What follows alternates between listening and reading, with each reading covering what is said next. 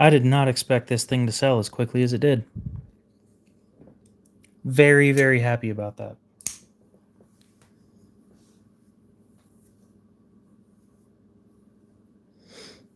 Less than a week of ownership.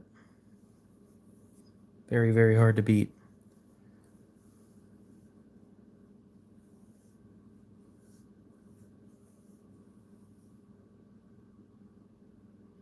I do need to take care of that burr that it has on the tip, the spine side of the tip. Unfortunately, it's been fairly stubborn on this one.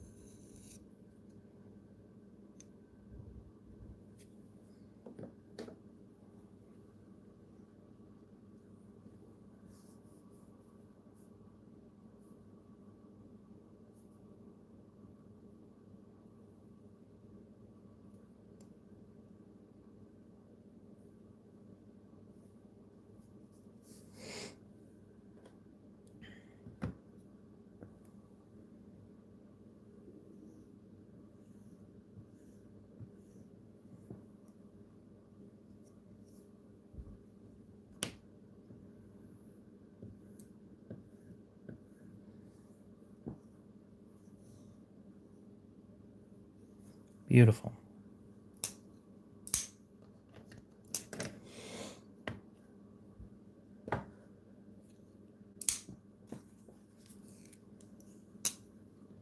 What a great knife.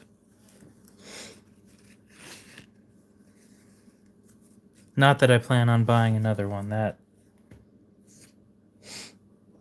I'll stick with my other Spydercos for the time being. Definitely don't need another Manix 2 with all the stuff that I do have.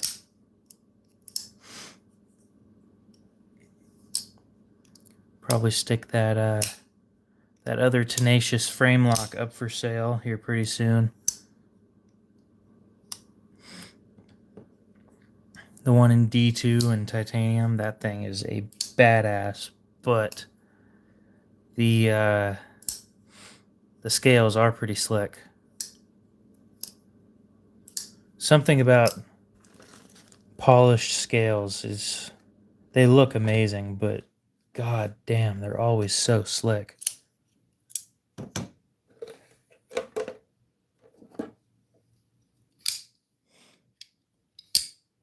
Send this thing in for a new blade.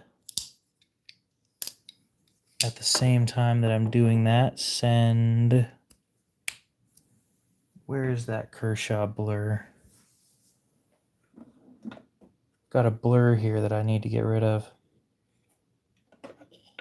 But it's got a cracked blade and I don't want to sell it like that. Makes me feel dishonest if I do that.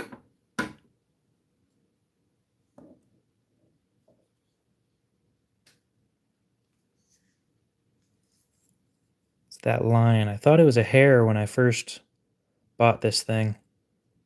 But that is indeed a crack, and it goes all the way across the spine. And then all the way down on the other side. I believe that that's a warranty issue, so that likely won't cost me anything to have it fixed other than shipping. Fuck shipping. So expensive these days. What else?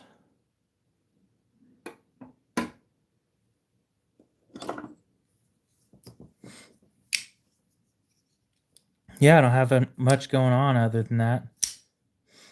With the Manix 2 being sold, it frees up about $100 for me to go buy another used knife and sell. The Twitch 3, I believe, is what this is. Yeah. The Twitch 3 here is probably going to go up for sale for about $35. I don't remember how much they are new, but this thing does need sharpened, so I will do that. The Koenig is obviously always up for sale if anybody wants it.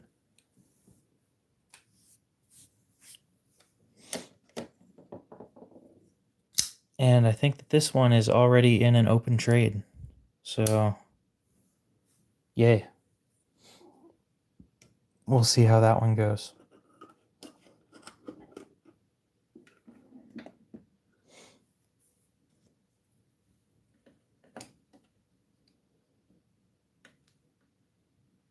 And now my toolbox is full.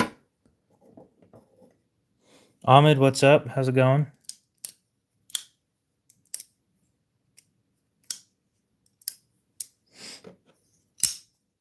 Find what?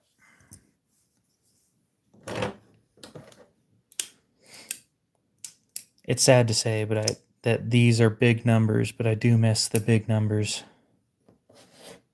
Having people pop in on a regular basis was always pretty fun. Especially the new people.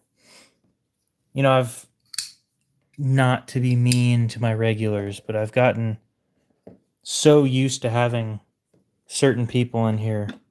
Seeing new people is definitely interesting.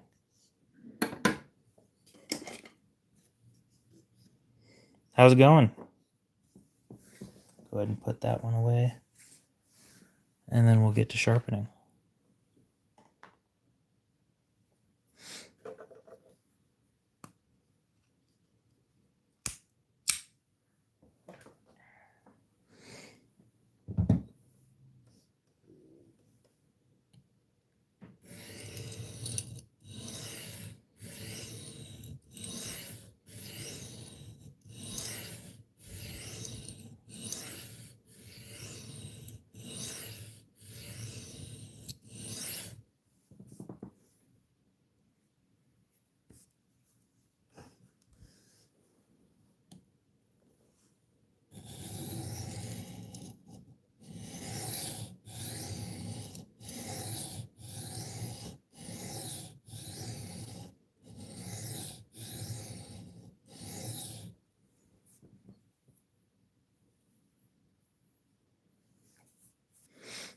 I'm not catching what you're saying.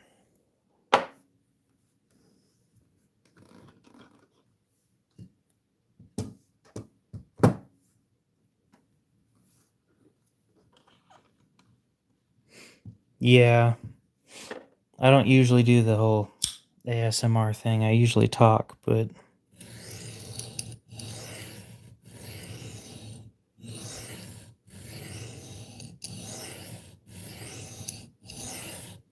without somebody to respond, it's hard to do a conversation.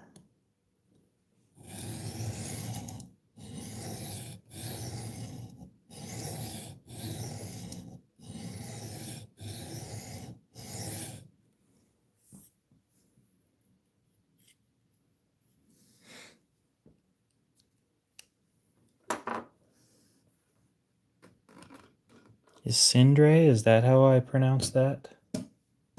How's it going?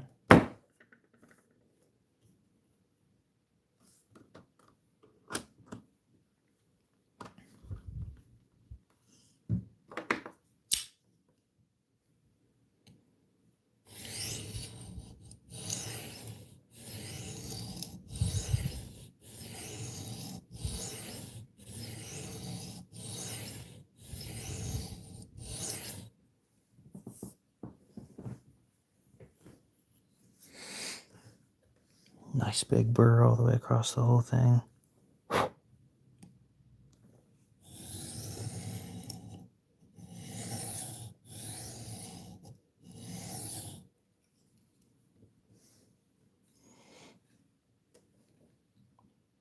I'll be honest, I kind of figured as much.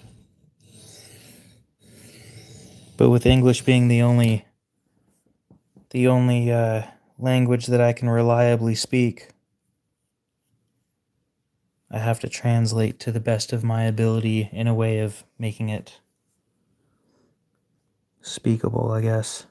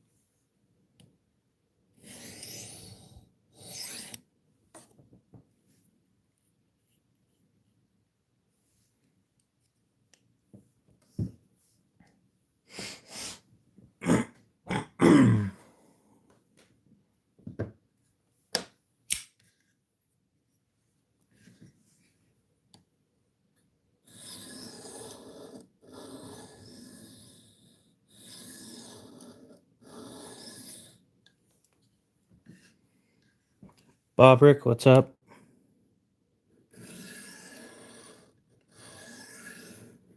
Welcome back.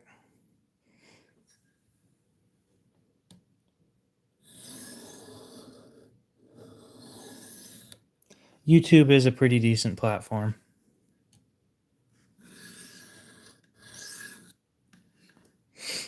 Maybe I really should just stick with the ASMR.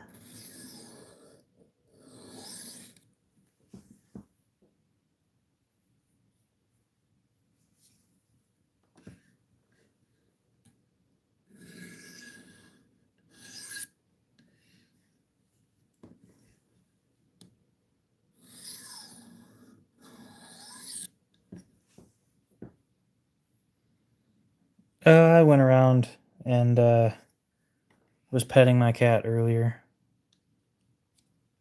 No, just sharpening it at the moment.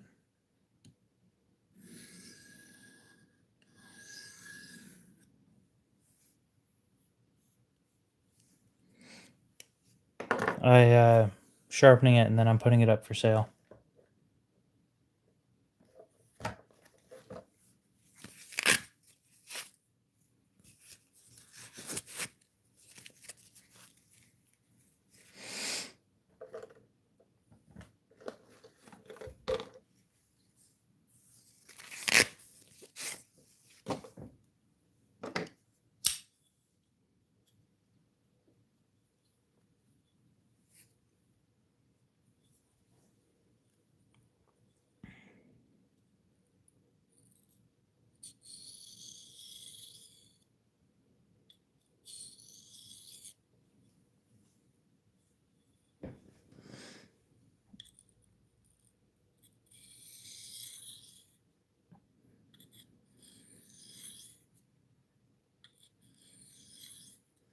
When I'm done sharpening, I'll test it.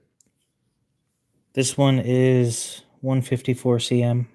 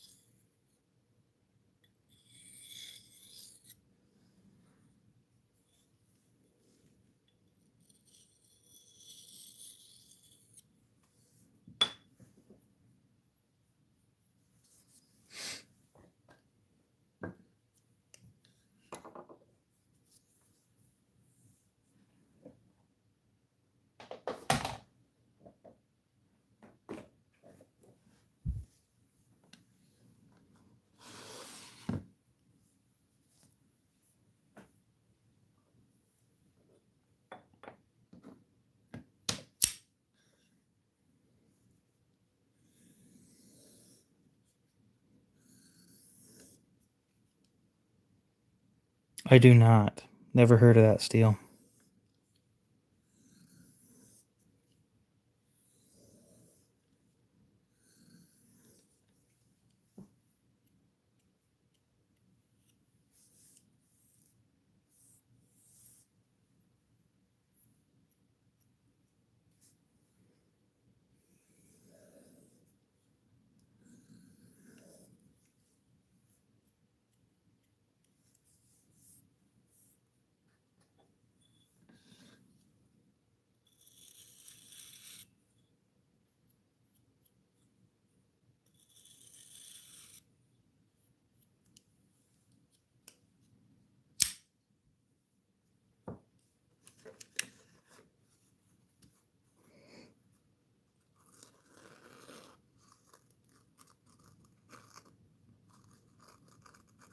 About the only game that I play currently is Cookie Clicker.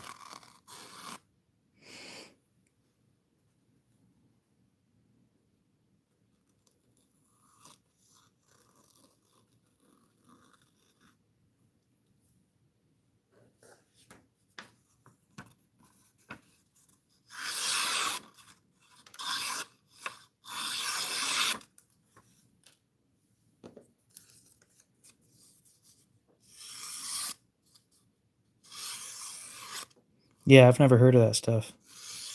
Who uses it?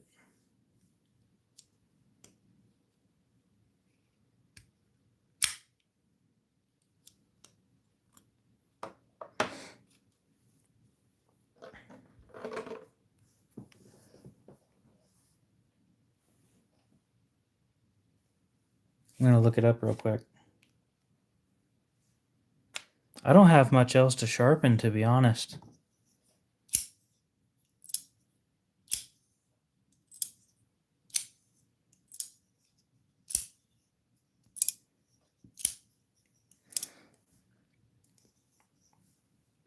This one is more of an everyday carry.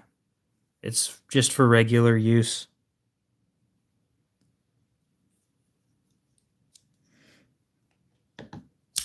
I'd trust it to do daily tasks. I would not trust my life to this thing.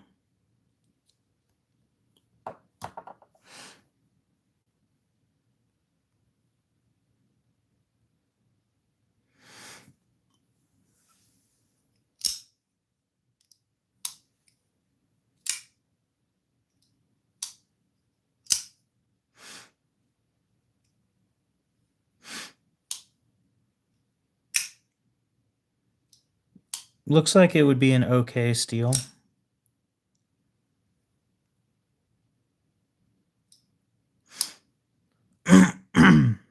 It's stainless. Thank you.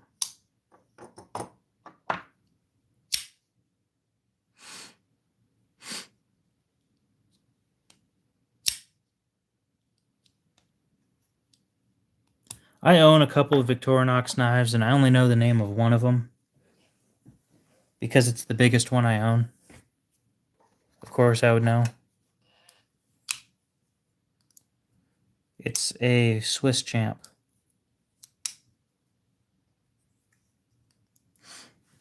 I might sharpen my Para 3 again.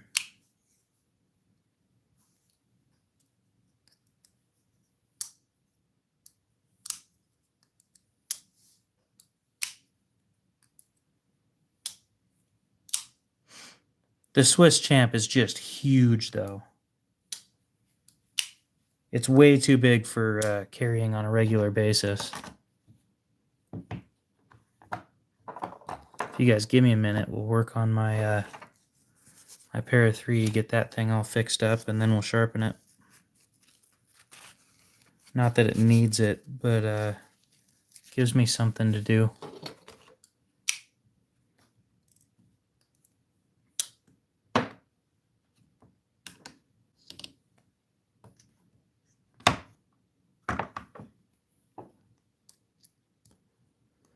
Okay.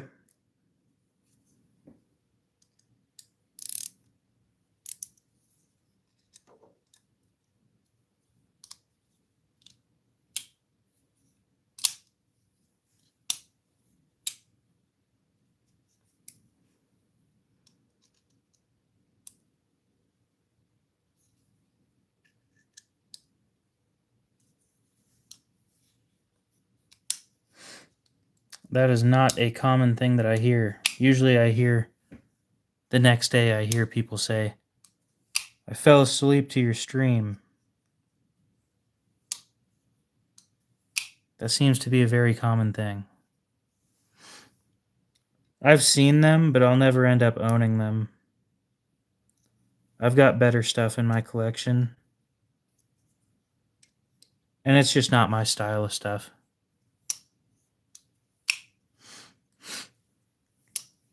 I stick with my titanium frame locks for the most part.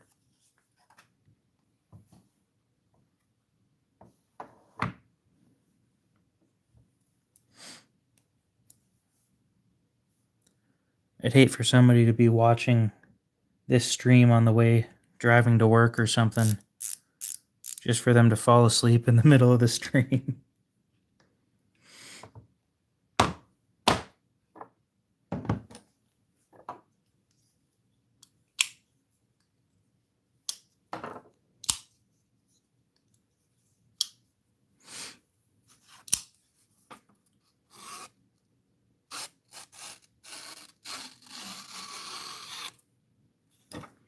I can definitely fix that.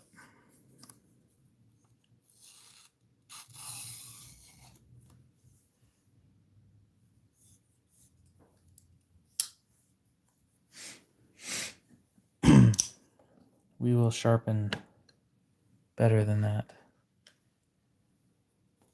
Paper towel test. It doesn't need to be sharpened though.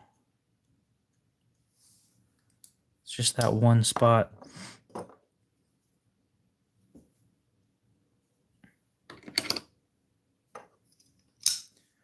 I have a sporadic streaming.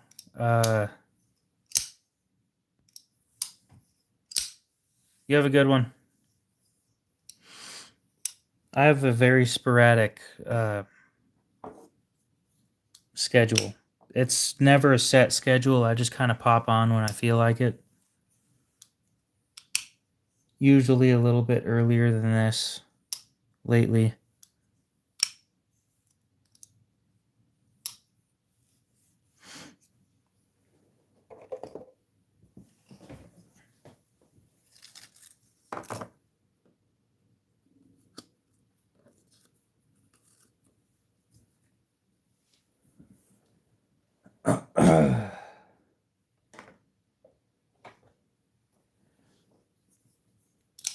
I have 0 katanas.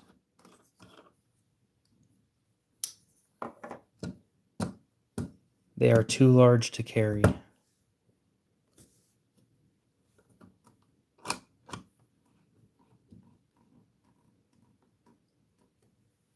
Yeah, it's 1:53 a.m.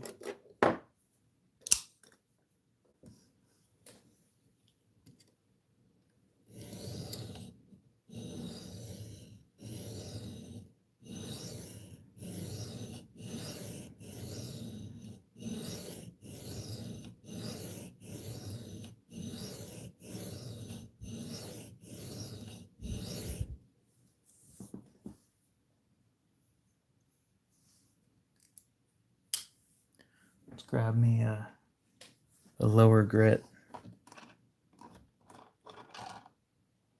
Because the 400 isn't doing it.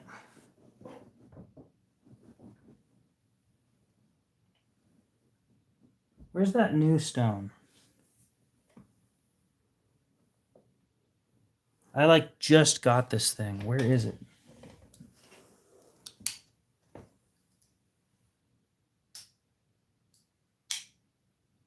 I've used it a total of twice, and it is gnarly.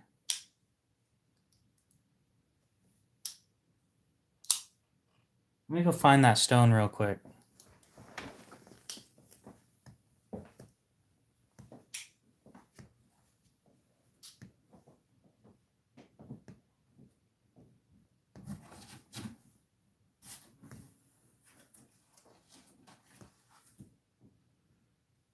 Well, it's not in there.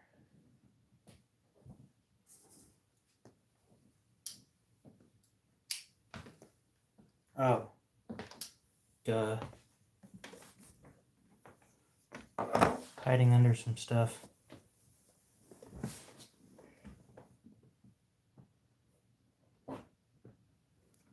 I have way too many stones.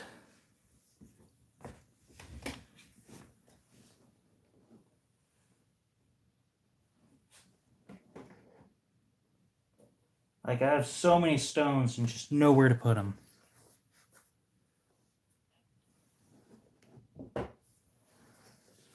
Well, the profiler's in Central Time then. Ooh, this thing's dirty. It gets dirty very quick. Yeah, when there's not a ton of people in here, it's really easy to read all the comments. When you've got 200 comments coming by every minute, it's really hard to read them all. Yeah, like I said, I don't have a katana. I can't help with that one.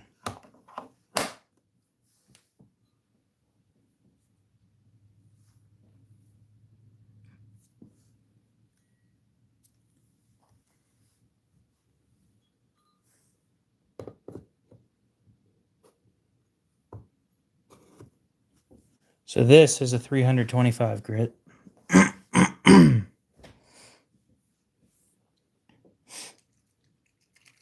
I like it when I can read every comment. I do.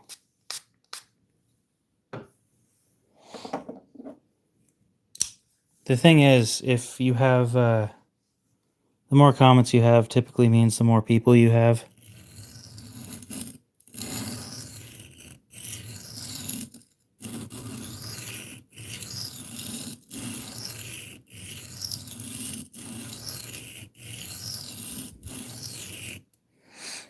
Yeah, I'm sorry, but the please isn't going to do anything. I don't own a katana. I can't help with that.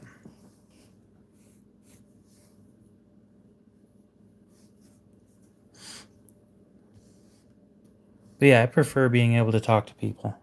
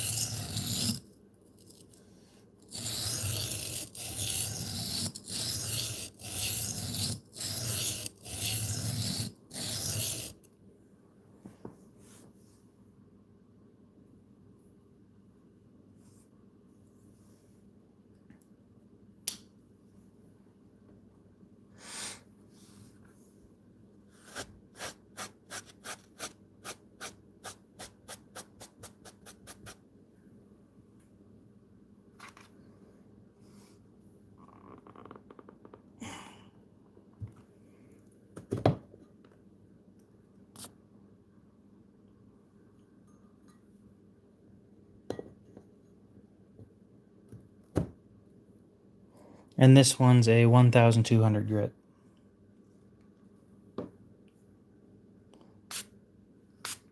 Cody, what's up?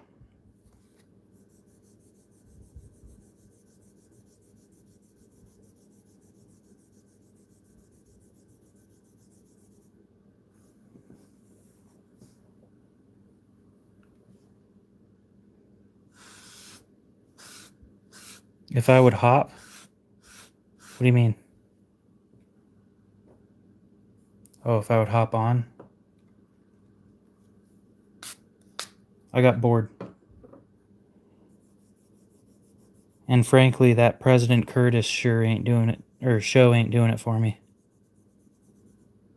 Don't get me wrong, it's not like the worst show I've ever seen, but it's definitely not the best.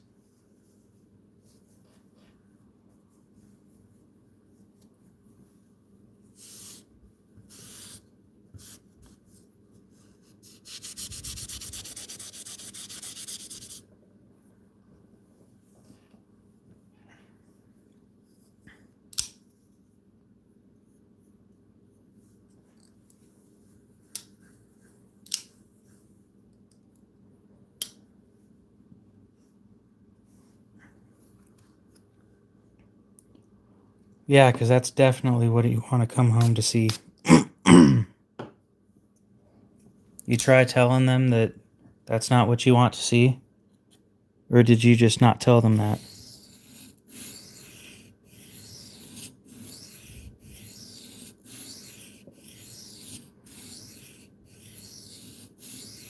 Because if you didn't tell them that, that sounds like it's your fault.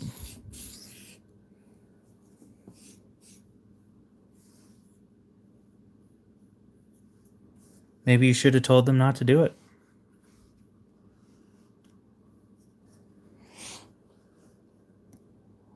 Don't get me wrong, just because you tell them not to do it doesn't mean that they're going to listen.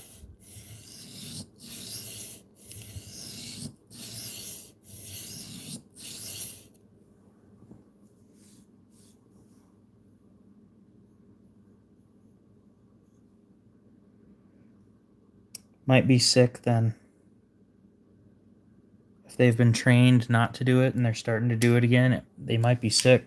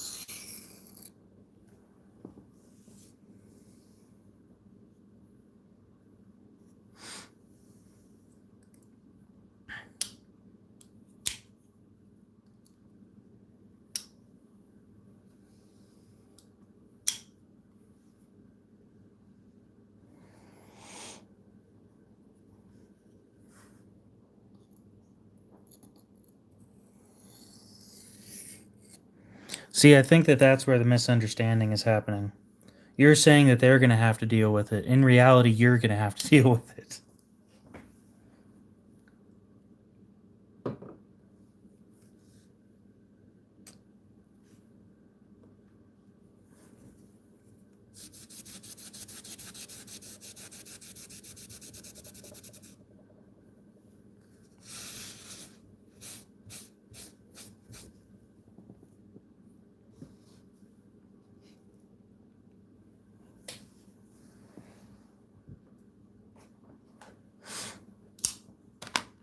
A KO is what everybody calls me.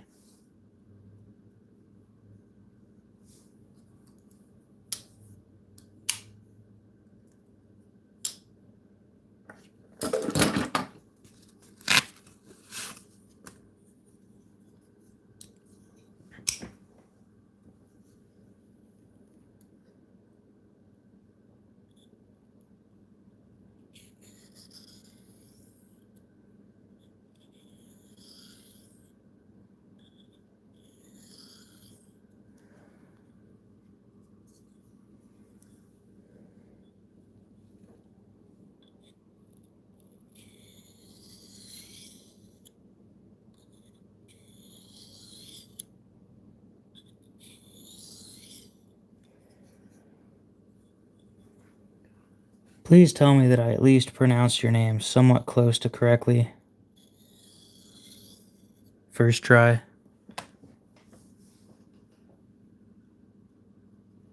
Don't get me wrong, if I didn't do it close the first try, then don't tell me that I did, but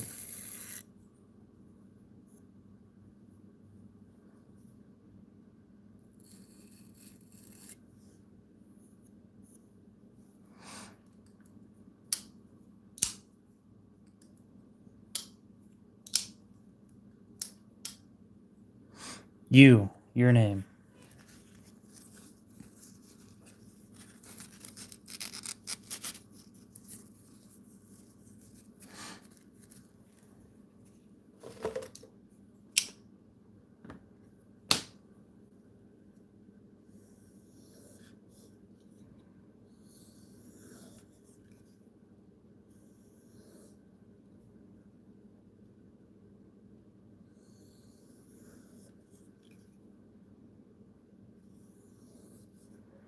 I can't name a single Spyderco that doesn't look triangular.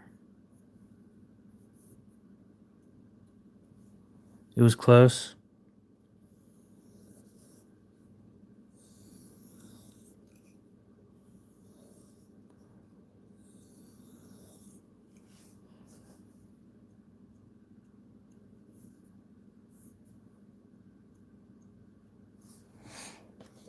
We better now? Oh, there's still a catch.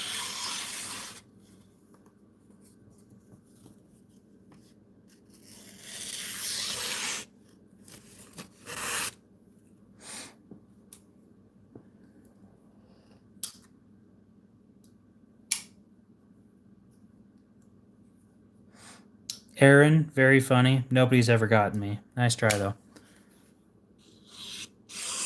God, it's about time that people are still trying that now.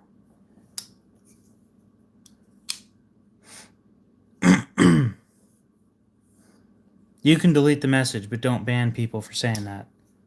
That shit's kind of funny. It's hard. It's really hard to find new people trying to get me to say things.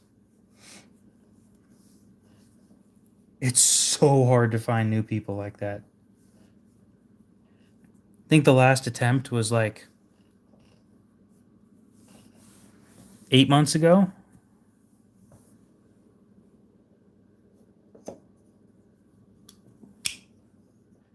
Yeah, you're not getting me with that one either.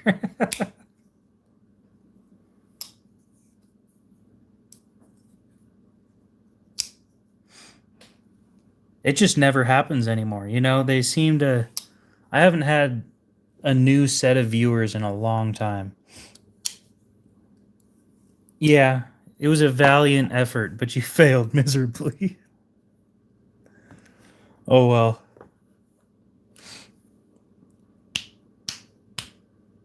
What was I gonna do? This thing's sharp.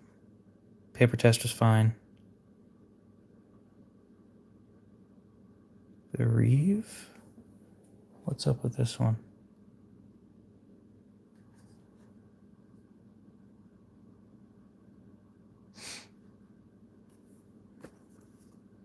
You got a good deal on Rex 45? Oh, dude, I sold the Manix 2.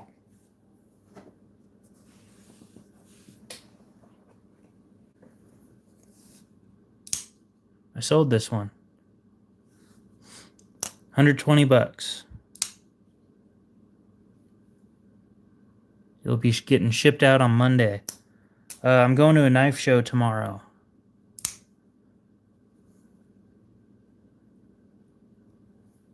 This thing's got a nasty edge on it.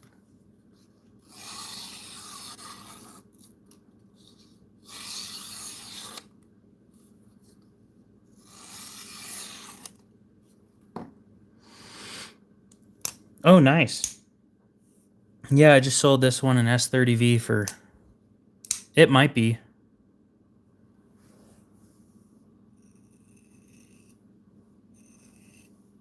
It shaves against the grain without any skin irritation, so that's saying something.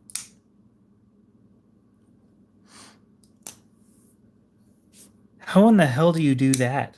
Would he just, like, chop it right here and chop the blade right there or something?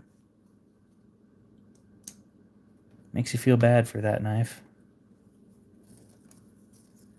Cody, whatever you just said, I want you to know corrected to say beef soup.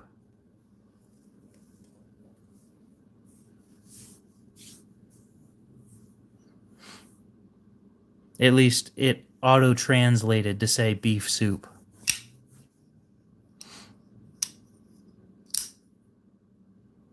I swear, sometimes the auto-translations on this thing are hilarious. That's great.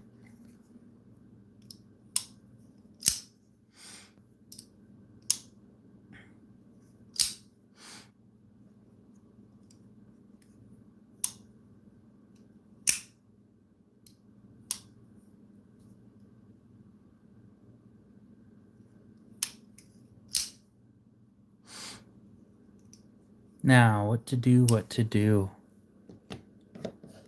Everything in the collection's sharp already. I might be selling this one, too.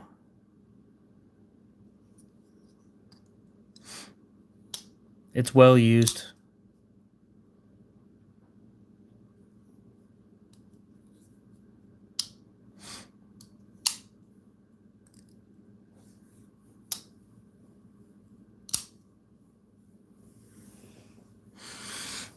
Putting them to work?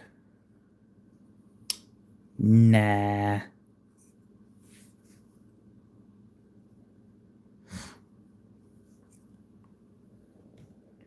I do have to tune this Para 3 though. I was doing that earlier and I don't want it too loose, but I don't want it too tight.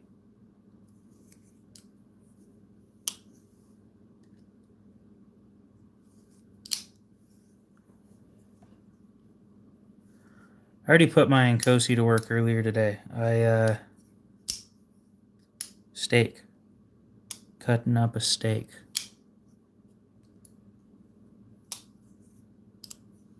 Oh, fun. I'll be ordering a custom in November. And it should be done by my birthday in February.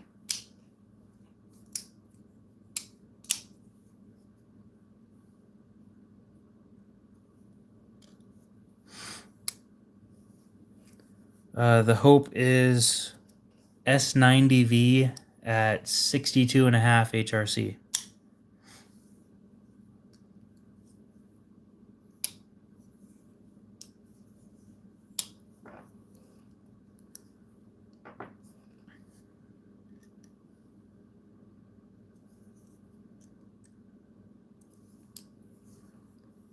You know, Aiden, I was talking to you about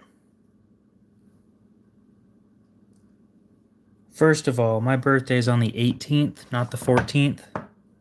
And second of all, I have nobody to give me shit on Valentine's Day, so... And we were talking about me making custom knives. I'm thinking I design a fixed blade.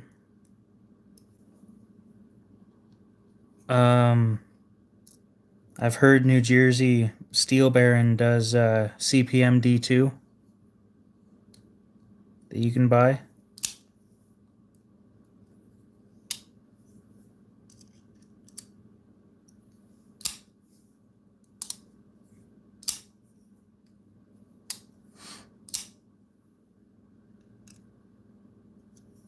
And CPM D2 doesn't seem to be as expensive as I thought it might be, so... Oh, that's what was going on. The screws were swapped.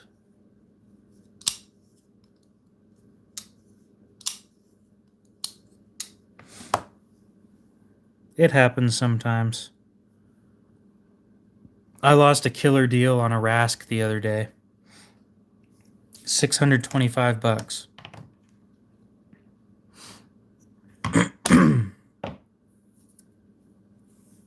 That's a third off.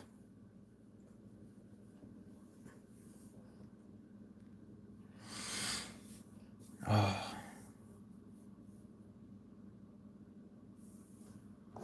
He means that they kind of suck at slicing.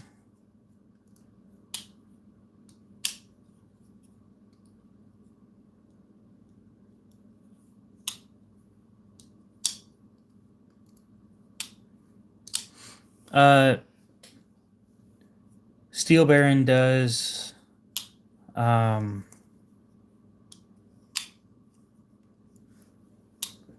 I can show you something similar. They do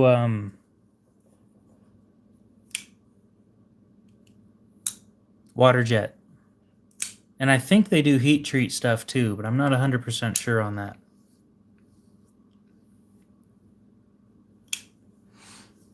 This thing sucks at cutting shit. It's like pushing a sharp brick through things. You go to cut cardboard, and there's just so much friction on this blade that you can't get through it.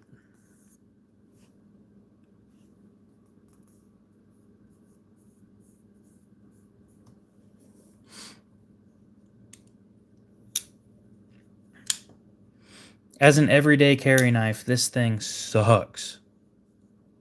As a beater knife, though, I'm sure it'll do great. I almost feel bad using it. It is in amazing condition.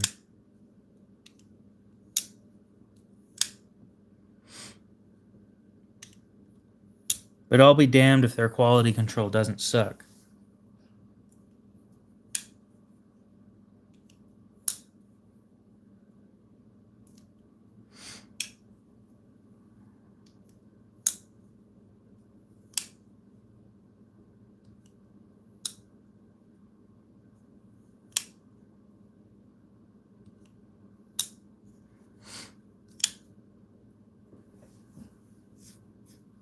I don't remember what this one was designed for.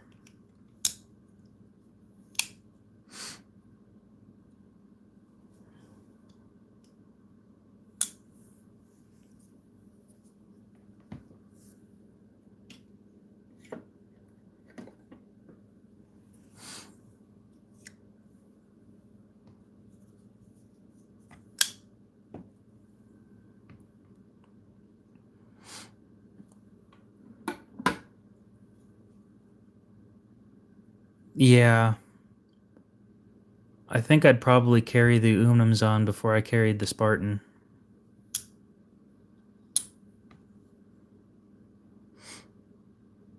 And it's just because it's got a hollow grind. And I don't want to have this one reground. There's something about regrinding one that already has or that has a coating. I don't really like that. I want to leave the coating the way it is.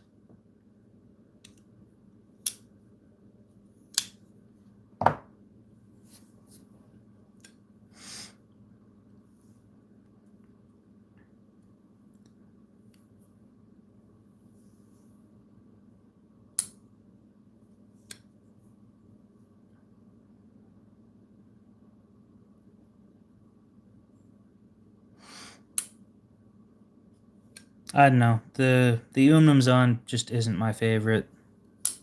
And I doubt it ever will be. With the Nkosi just being the way it is, it's hard to beat.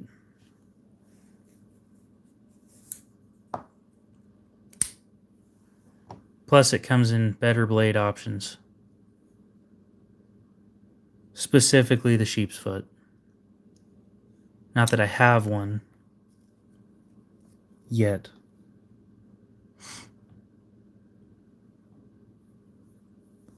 Well, like I said, I kind of like the look of it the way it is. And if I get a regrind, it's going to look weird. If I could get a plain one, I would do a regrind on that.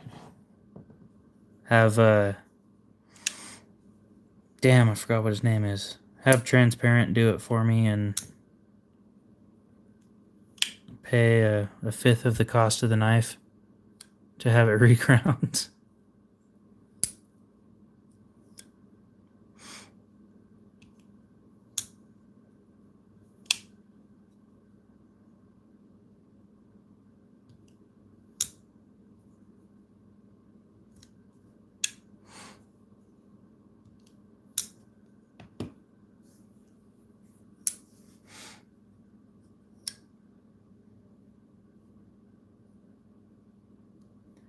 Might just drop off the Umnumzon and have them sharpen it.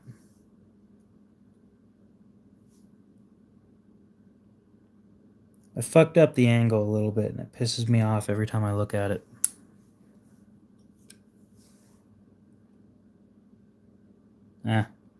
Who gives a shit?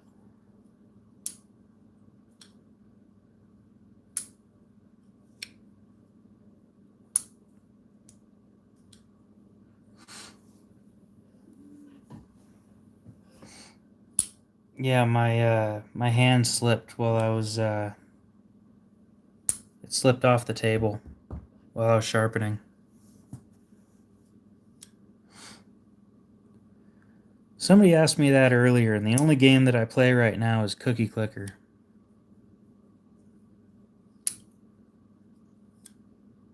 I don't have a console, and I don't have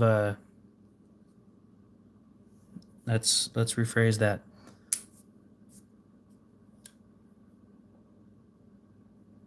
I don't have a modern console, and I don't have a computer that can handle anything.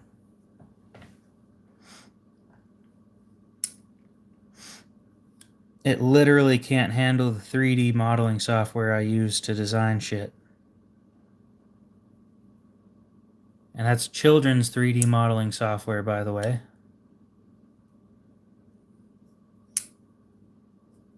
It's to teach children how to use 3D modeling software, so that's fun.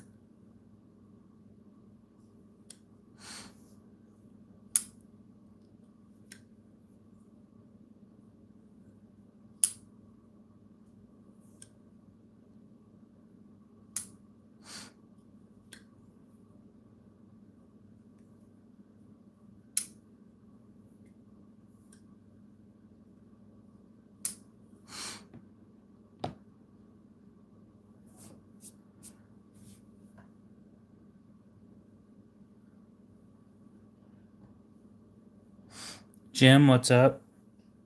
So I told you I ordered the clip for it, right? I forget everything, so...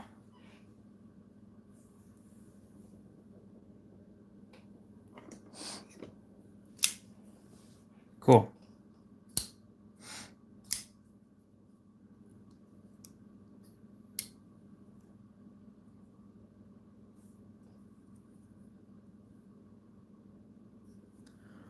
Why did it loosen up?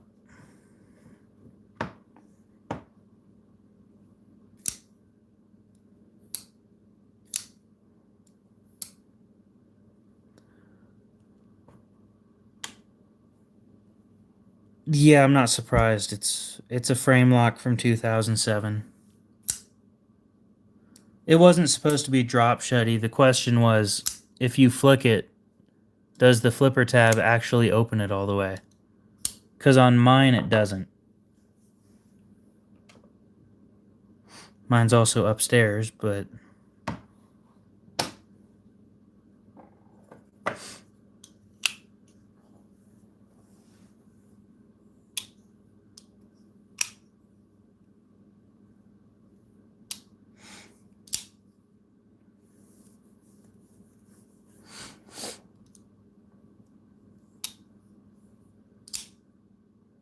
okay, well, that's already better than mine, I guess. Other than looks, mine is like immaculate.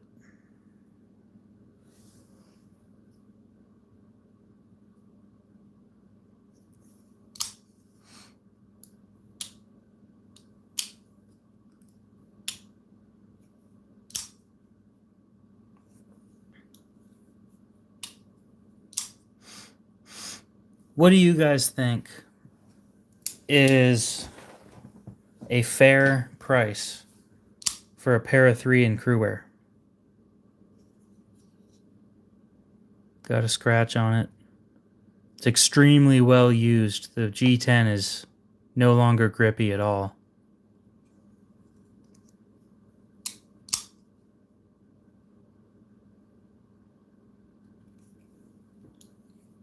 It's a great knife, though.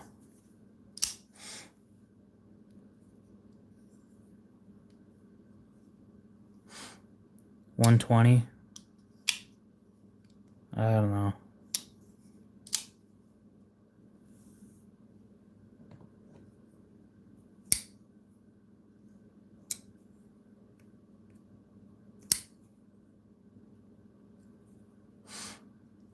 People do like blades that aren't S30V. I agree. See, I was leaning towards 140, but the more I think about it, right? It's got a titanium clip. Not that that adds a ton of value. But,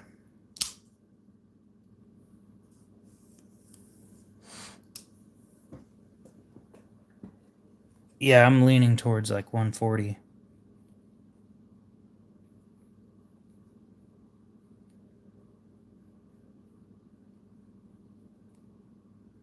It does sharpen very nicely.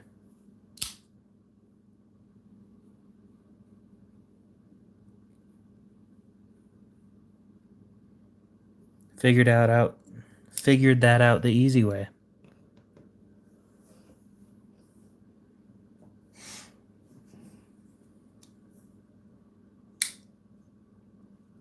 It's a lot nicer to work with than MagnaCut. I've gotten so used to MagnaCut being a little bit of a bitch to work with. It's not that it's hard, it's just it doesn't take the same edge that I'm used to. Right? So I'm used to these really high performance edges that like no issues whatsoever, and MagnaCut just doesn't do that.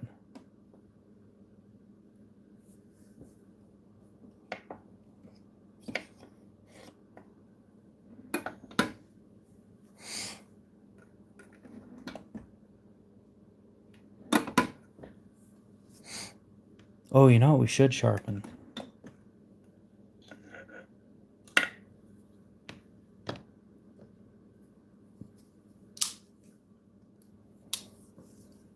I've noticed that, yeah. It seems like chromium screws with the edge. I know that's not just me, but I think it's the higher hardness materials in the steel that cause the issues. Like vanadium.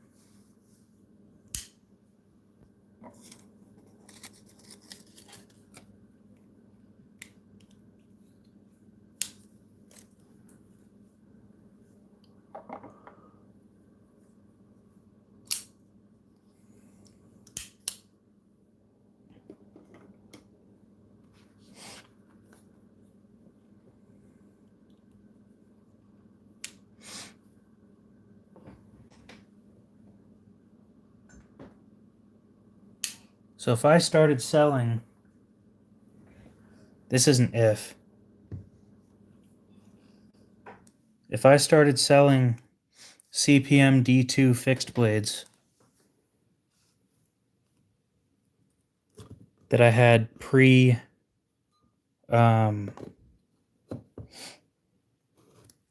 out, and all I have to do really is grind.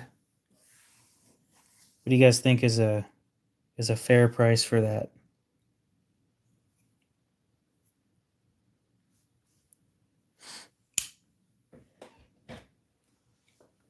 Gonzo, what's up?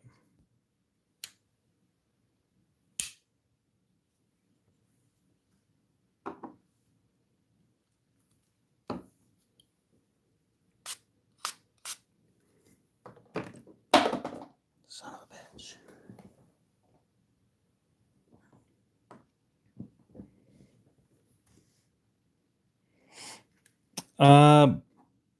Blade length would probably be around 3 inches. I don't know anything about making sheaths, right?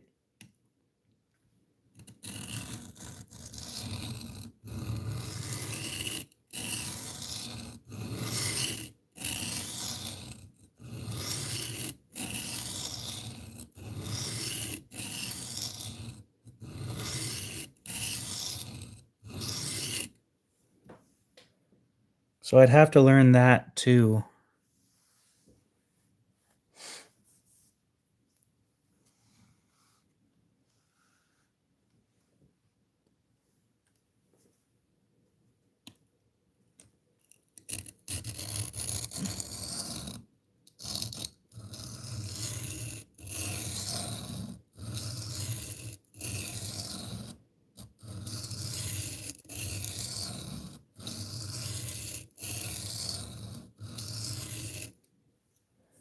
And I expect the first 10 or 20 to be like pieces of shit.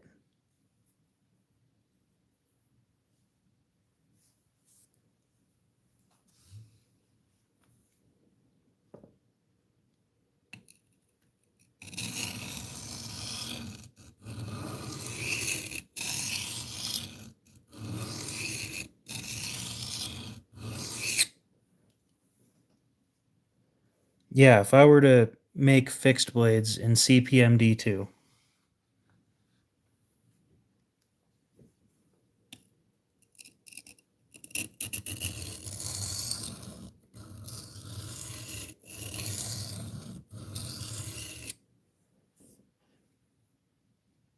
No, the design wasn't shown off. I haven't come up with a design yet. Probably a sheep's foot of some sort, though, with a 3-inch blade.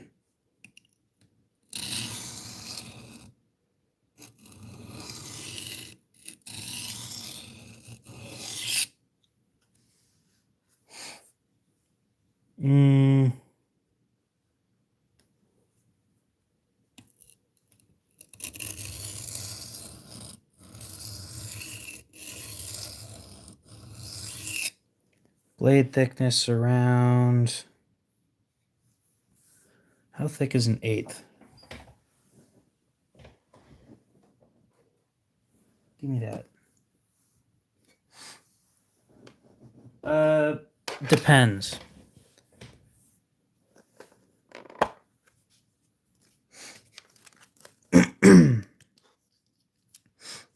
A couple options. If New Jersey Steel Baron does it, then I might go with them. If not, I'll go with AceCo here in Boise. They're the guys that heat treat the Chris Reeve blades.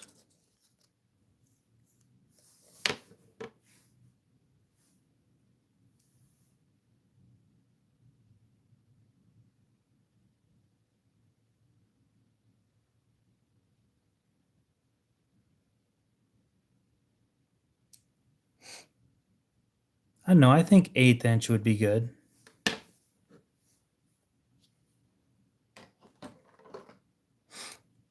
Seems good for, well, what's my Nkosi sitting at? Thicker than that.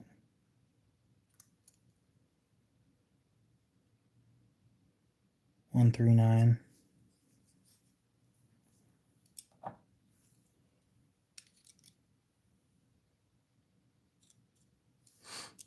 around 1/8 inch. Probably a little thinner, because if I order it at 1/8 inch, I'll need to chop it down and thin it out to make things flat.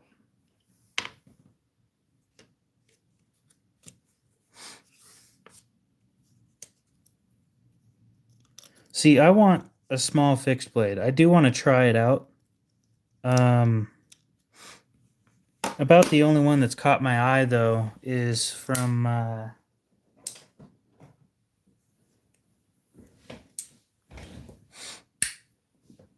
don't have a design idea yet. I have relatively nice design ideas, though, so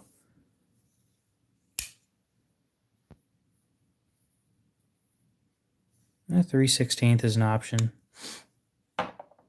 I know I'm still coming up with the ideas of it, but I want to know if it's a desirable idea or not. Right?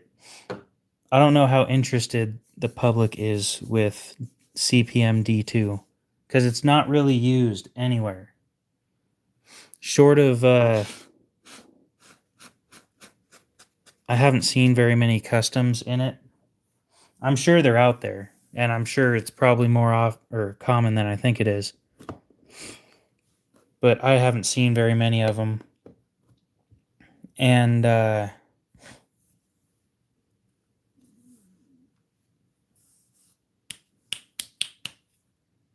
fuck. My mind's just gone. Well, the plan is to be heat treated around 63 HRC. So, with ACECO being the way that they are, it's probably going to be 63, 64.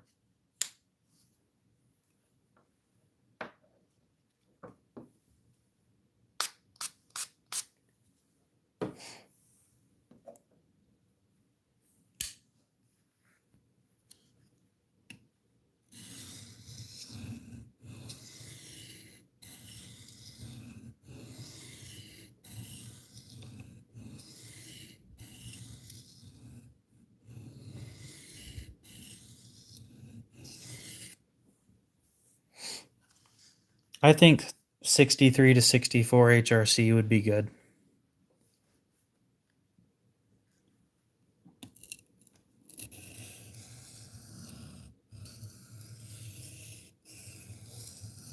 How'd they screw it up?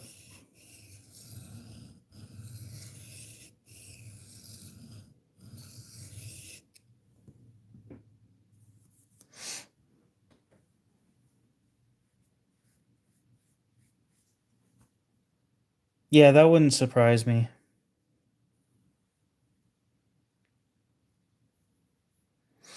No, I'm thinking about a Hinderer Fire or something. I don't remember what it's called. They're like 275. They're in MagnaCut. I tried out one of their, or I got one in my pocket, and it fit pretty nicely.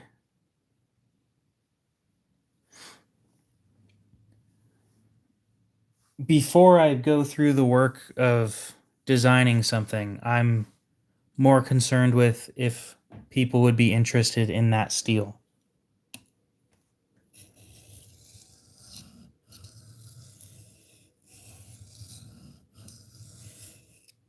If so, I'll get me some graph paper and I'll start sketching some things up. And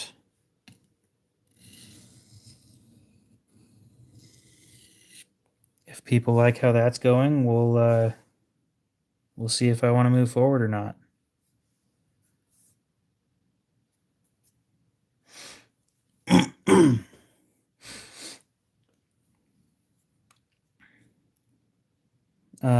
The first, like I said earlier, the first 20 I expect to be pieces of shit. When you're learning something new, the first ones tend to suck. So I wouldn't be surprised if grind lines were off, if, of course there wouldn't be an issue with,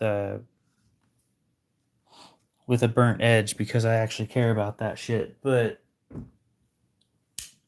my point still stands. Well, that's why I was asking. Are you guys interested? And if so, what price is fair?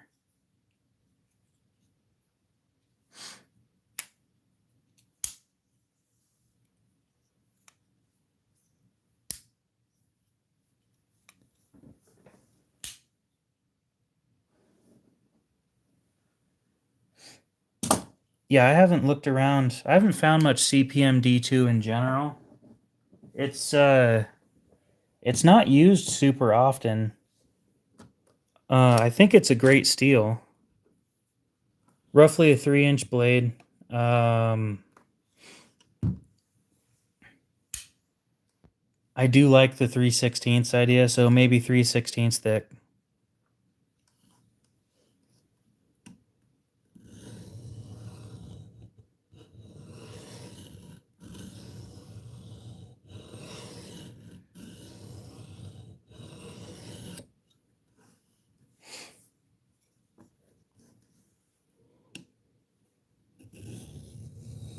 I'll be honest, I don't think it needs to be that thick. Right? But here's the other thing, and you guys are probably gonna dislike me on this one.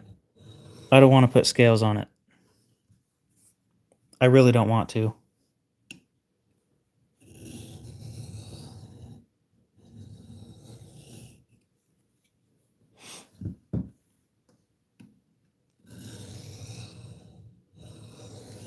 Now, something, and I found this kind of interesting,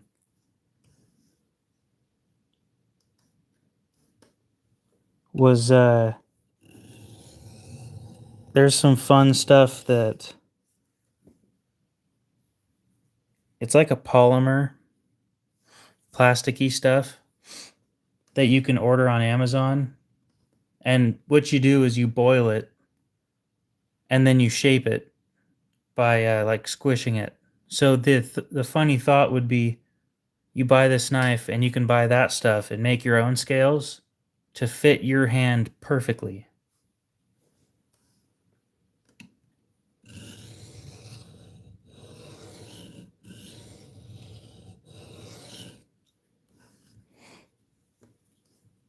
God, I hate this blade steel.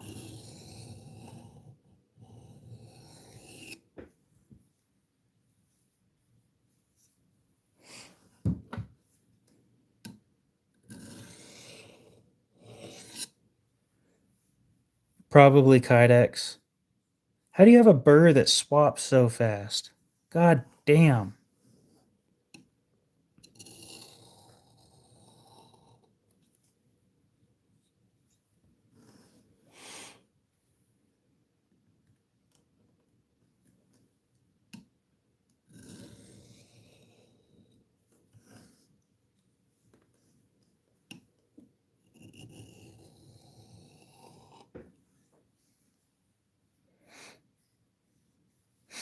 I know, I don't want it too thick, right? You got to keep in mind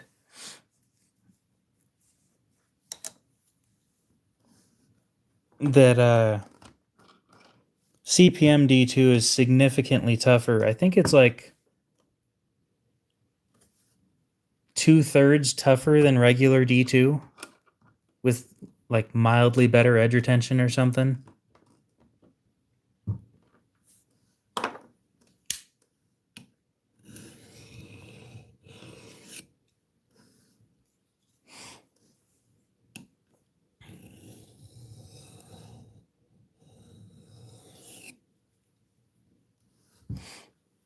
Yeah, I've done a mirror edge before. I don't enjoy doing it though.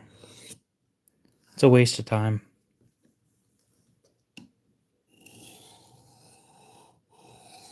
I put a 16,000 grit edge on my Mini Adamas.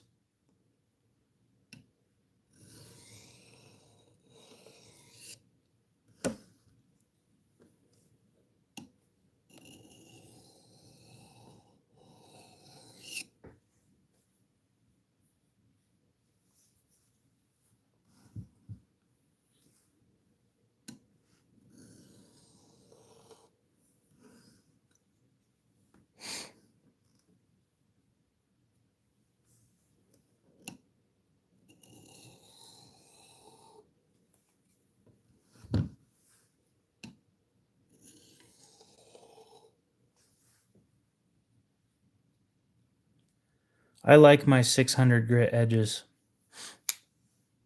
I like 500 grit and I like 1,000 grit, and I don't need any higher than that. I like toothy edges, so those grits work great for me.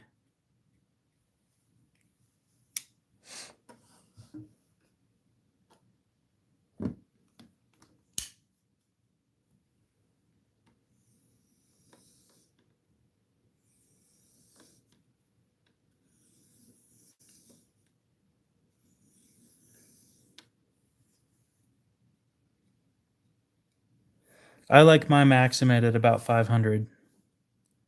So yeah, you're not wrong there. 400 great.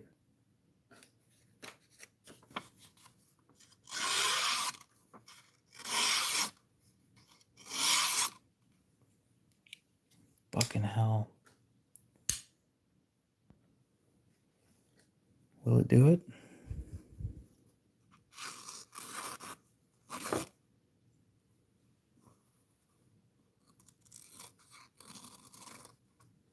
Well, it won't do free floating, but it'll do 15V's all right.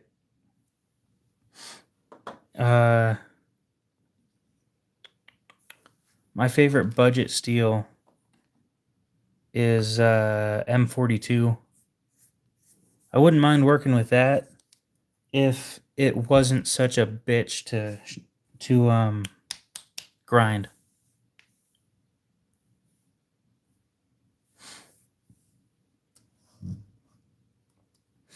I had a I don't like 14C. The edge doesn't last long enough.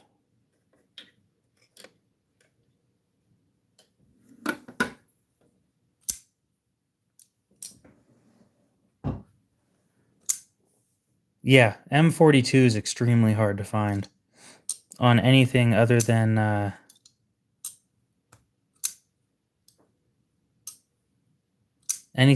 this, for the most part. There's one other frame lock and a fixed blade that I saw on AliExpress. But the edge retention on this thing is just disgustingly high. It's roughly the same edge retention that you get from 15V. But this thing cost me $70, plus the skiff or bearings adds it up to 90.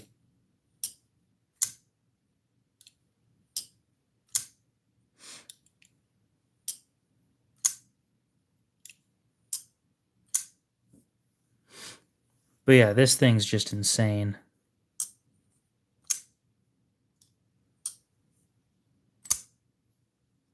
It's actually my first set of skiff bearings too.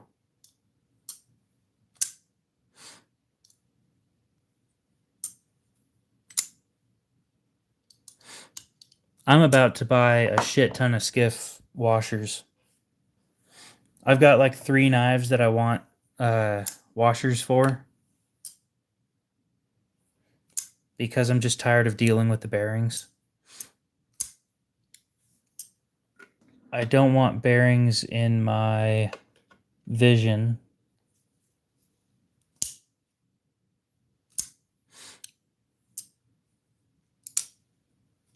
So I'm just going to replace them with washers. Is what for sale.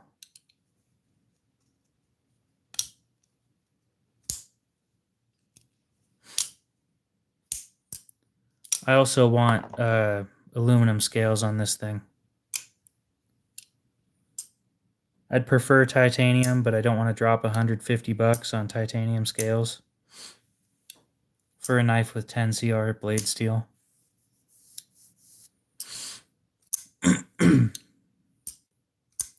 Oh, this one's M42. And no, it's not for sale. You can find them on AliExpress for like $60 though, if you're interested in this stuff. It took, I needed to shave down the backspacer a little bit to make it a little bit thinner for it to be as smooth as it is. But other than that, it's been a great knife. That does mean that they have inconsistent backspacer thicknesses. So please keep that in mind when you go for it, is you might not get one that's as smooth as this one. Yeah, they're up for sale. They're like $60 when they're on sale. If you just go onto AliExpress and you look up M42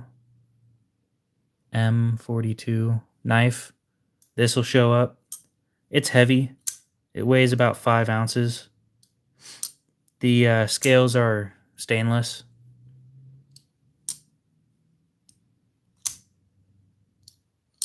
Oh, I used a set of calipers to resize my backspacer.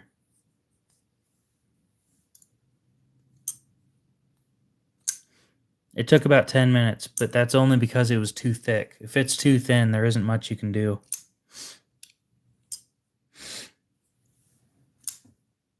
Unless you get a 3D printer, I guess. But these are the Backspacer's G10.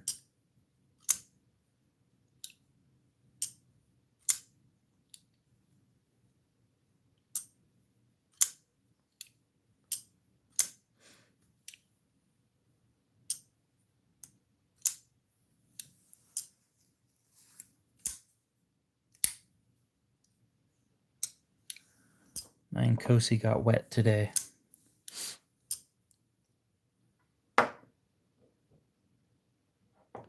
Yeah, I thought about doing that. You know, sharpen it and then... Yeah, I did think about it. I'm not sure how I would make a backspacer thicker. I don't think G10's printable, no. And I don't have a 3D printer.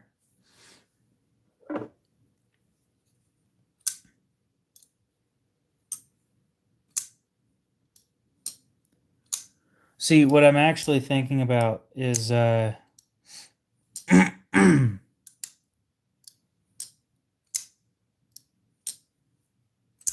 if you buy them used, I think they're worth the money. It's not worth dropping $500 on these. I was just talking about these backspacers.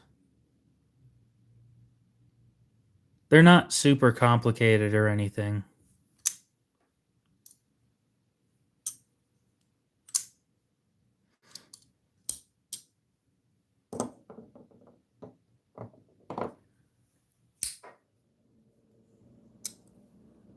I think G-Mascus is made by a company called, you mean, no, that's G-Carta. And G-Carta's probably built about the same way. Yeah, so these are worth the used prices, 100%. If you get them for like 400, between 300 and 400, they're worth it. For the full size anyway. It's machined, probably.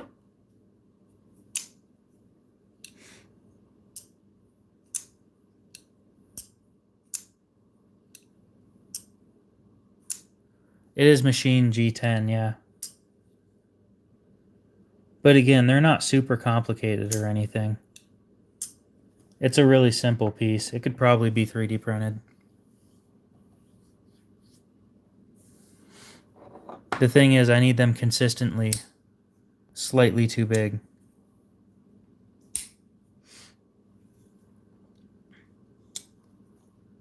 I'm pretty sure that my buddy would be willing to sell his large Nkosi. No, G10 is fiberglass.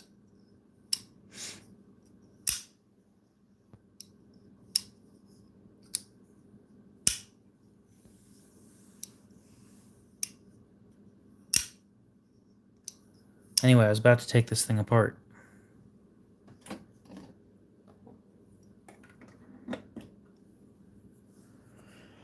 Need to send a message to that guy that was interested in the Arcane.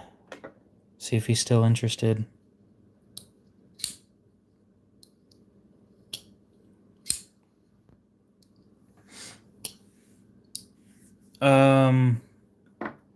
I think that the Strider isn't worth it.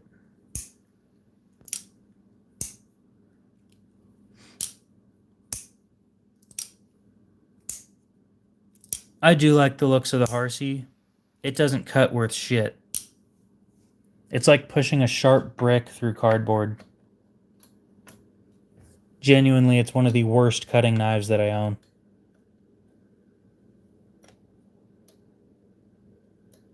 So if you're going to buy it to use it, then don't buy it.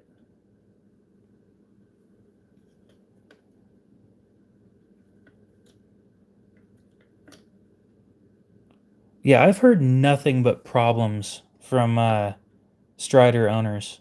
So I don't want to deal with that. With Strider being part of the Holy Trinity, with all the shit that he's supposedly done,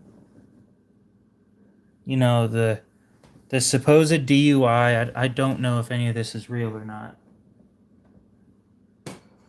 The supposed DUI or alleged DUI, the alleged stolen valor, there's a lot of shit that apparently, or that he's allegedly done, that keep people away from him.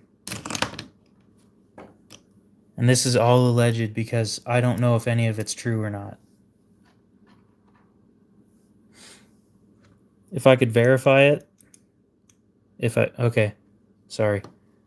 If I gave enough of a shit to verify it, then I would look further into it.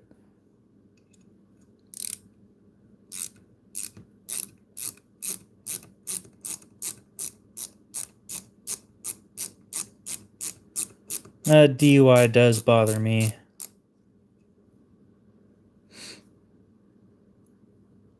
Not as much as the stolen valor thing, though.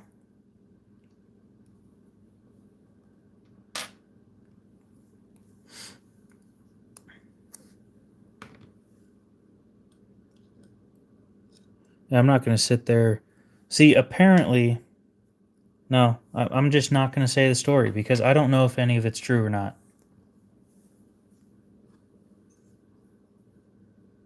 If you're interested in figuring out what's going on, go ask Reddit. Go to like Knife Club or r/knives or something and say, what's wrong with Strider? And you will get a whirlwind of people talking shit. Hinderer does make some great stuff, though. Well, I did say allegedly.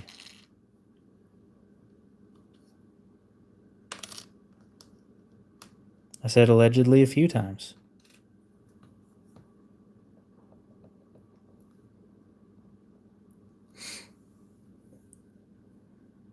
Yeah, I'll be honest. I got a fake Strider to see if I liked the handle shape. I was thinking about getting one a while back, and $1,000 at the time was just out of the question. But if I liked it enough, of course I'd save up and buy one. And then the more I looked into it, the more I realized he's just a hugely hated person in the community.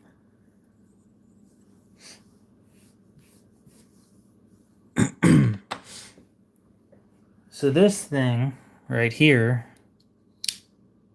sucks.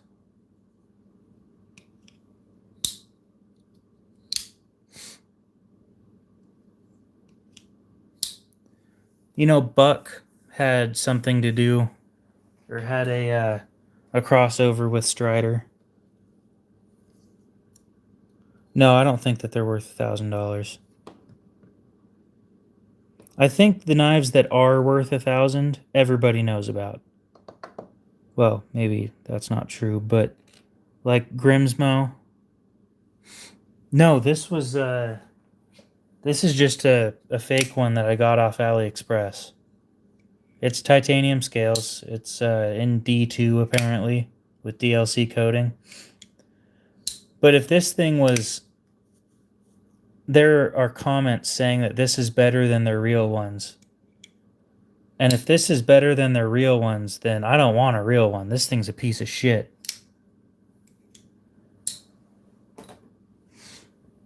That thing had such bad lock stick when I got it. Oh, lock stick pisses me off. Herman, yeah, they make great stuff from what I've heard. Never actually handled any of their shit though. I don't know anybody. Do you guys know if Rochambeau has high-end shit? I've never really talked to the guy.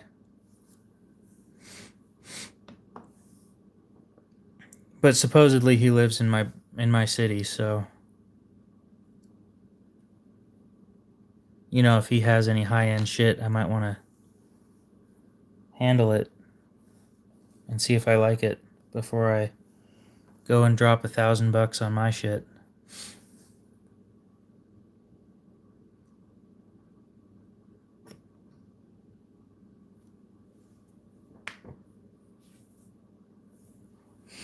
My next purchase is going to be about 1,000. My next purchase for me, anyway.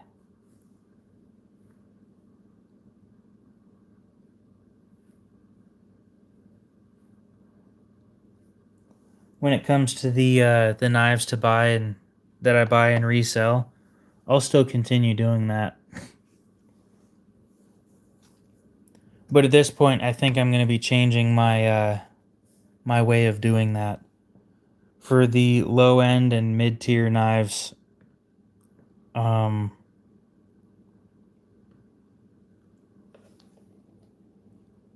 thinking I want to make like 10 to 20 bucks in profit, and that's it.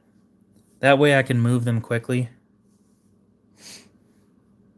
So you guys get shit for a good price, and I get the knives moved quickly enough that I can continue buying more. A felony conviction for what? What the fuck? Oh, that's...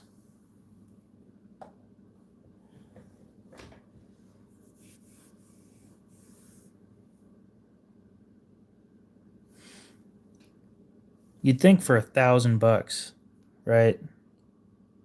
You'd work on these QC issues.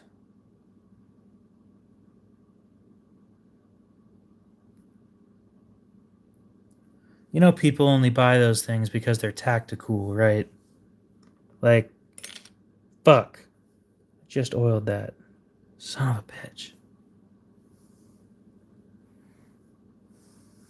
I don't understand why you'd want a Strider knowing all the issues that they have. Because, and I'll be honest with you, looks aren't enough. They aren't. It has to feel good, and if I'm dropping $1,000, it better be damn near perfect.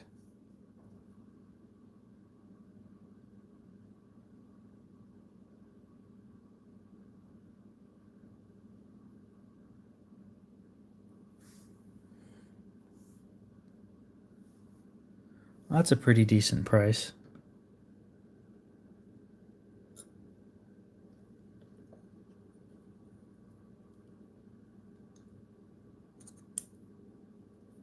I don't think I'd feel comfortable trading for one of those.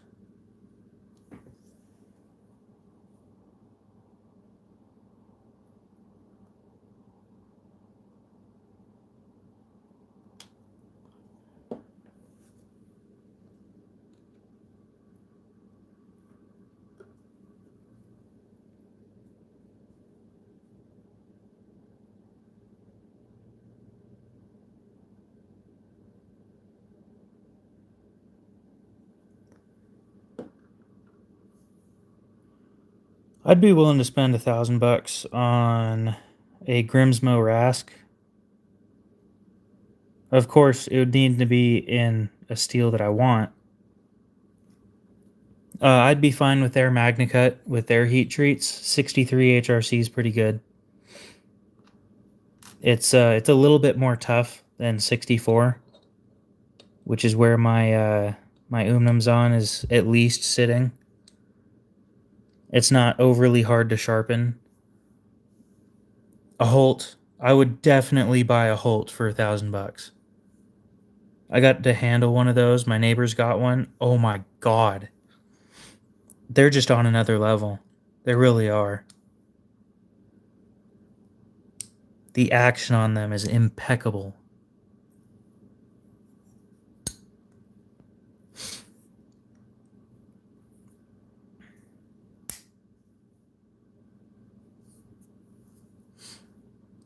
What other knives would I spend $1,000 on?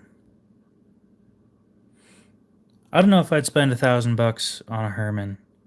I've never handled one, so that's it's a big jump for me.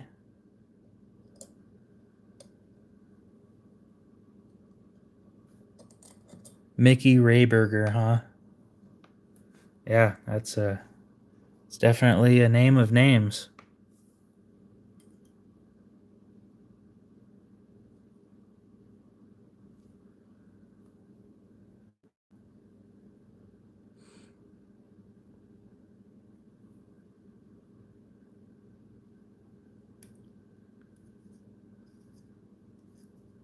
You mean Hogue? I wouldn't spend $1,000 on a Hogue. That's I would spend about a 150 to 200 though.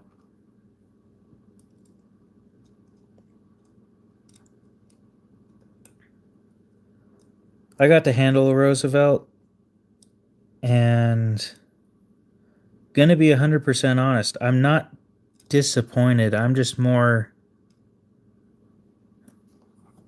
it's not as good as I thought it was. Right?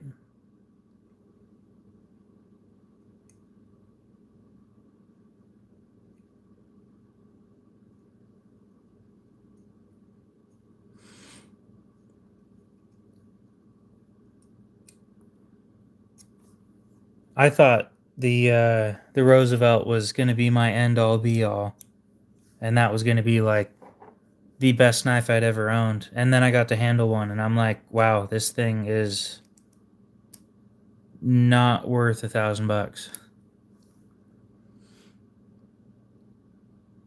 If he left as an E1, then you really fucked up.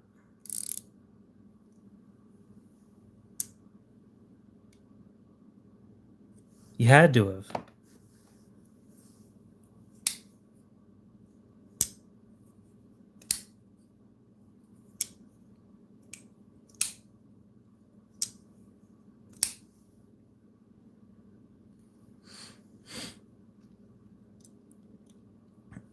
I'm not sure. I've never handled a Shirogorov. I thought that he was a ranger for like 50 something days, and that was it. If I'm not mistaken, Shirogorov knives don't have caged bearings, though. So if you take them apart, you're taking a huge risk.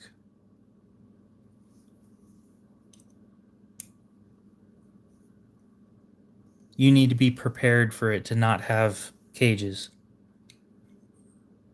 Speaking of uncaged bearings, Cody, are you still interested in that one customized knife that I got?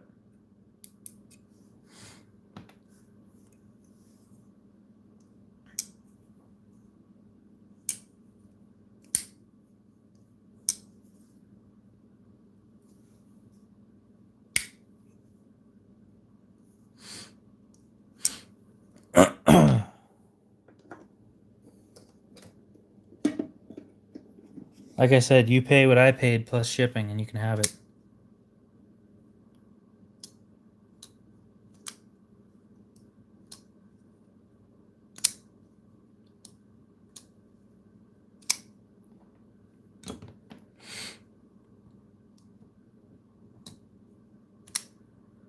Yeah, that's what I'm doing as a custom. I mean, It's a production model, but I'm custom ordering colors.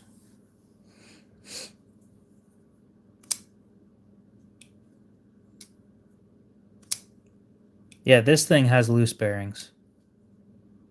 It's smooth as shit though, but yes, I still have it. Kind of thought you wanted it, so I just went like, okay, you can.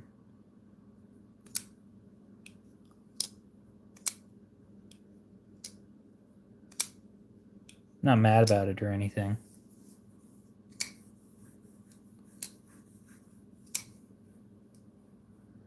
At what point do I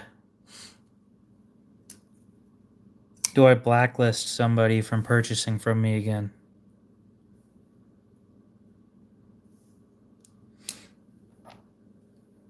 What do you think is the last straw? Oh yeah, the other guy never got back to me either.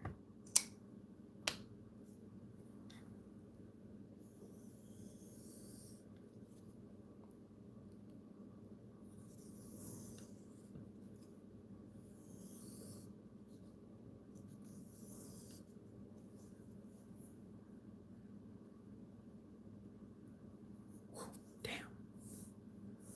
Failing to pay twice?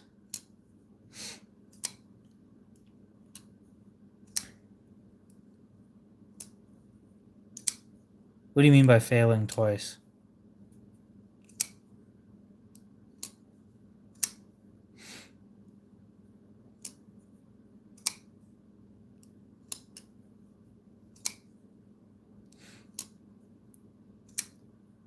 Let me tell you about the one person that I have blacklisted. I don't remember their name, but if their name ever pops up, I'll know who it is.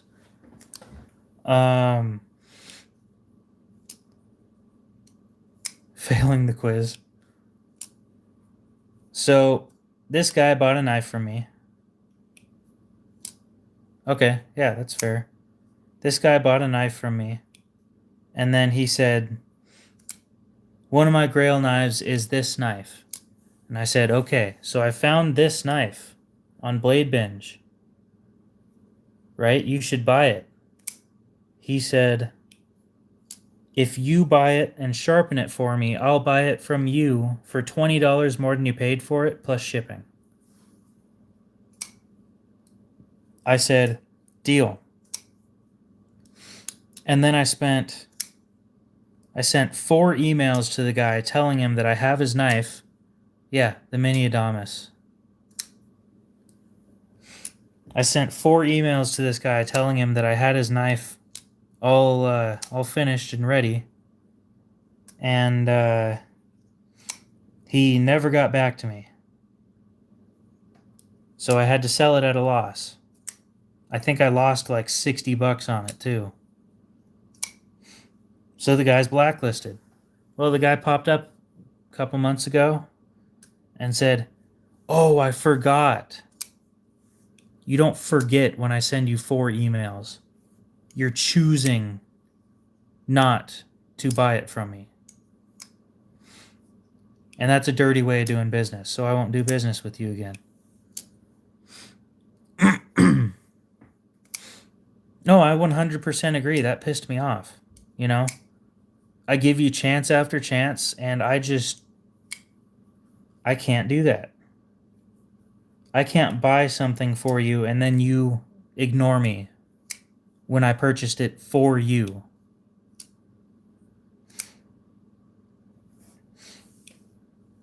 Which is why I will never do that again. The most recent one, which I've talked about it a few times, and I tried getting a hold of him again, and I was nice about it too.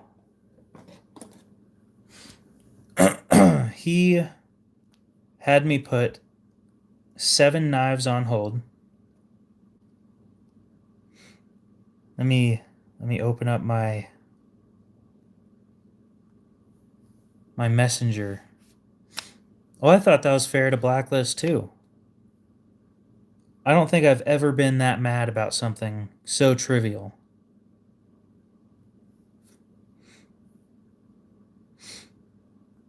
So let me check my my most recent message. Actually, let's go back a little ways.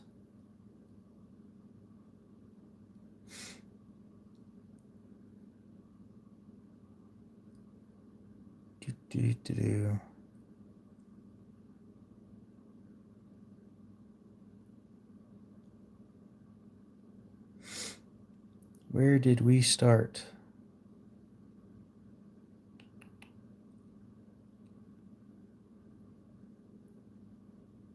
Give me a sec, guys. It's been almost a year. So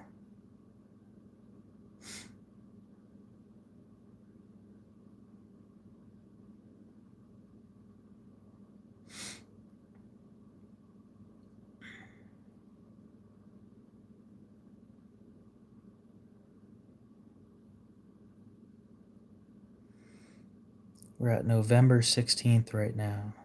Okay.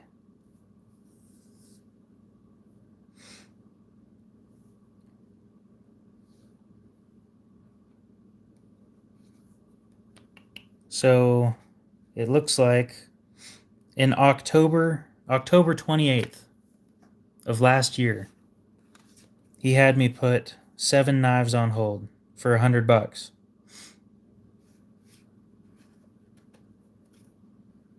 And then he went and bought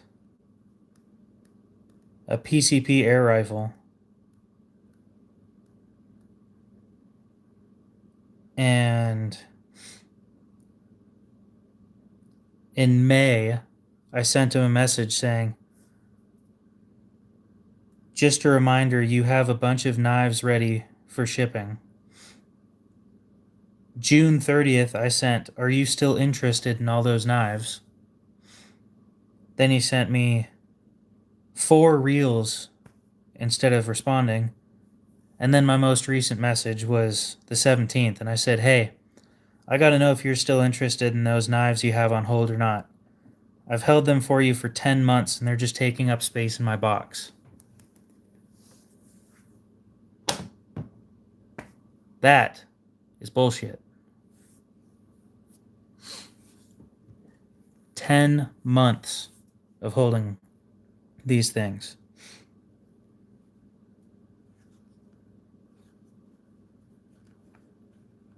I'm sure you can imagine that somebody would not be very pleased waiting that long.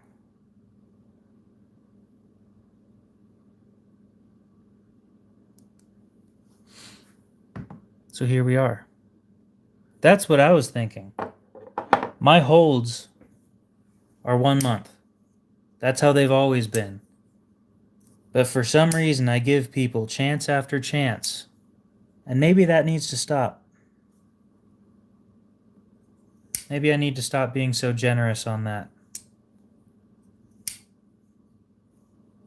Speaking of, there's a guy that I got to reach out to. He's got that Chavez on hold. I did tell him that I would wait until August on that one. If you communicate with me, don't get me wrong, 10 months is way too fucking long, but if you communicate with me like 2 weeks in saying, hey, I got something that showed up, I'm not going to be able to pay for them for another 2 weeks, and then you pay for them in those 2 weeks, not going to be a problem. No problem at all. But if you continue ignoring me, I will not talk to you again.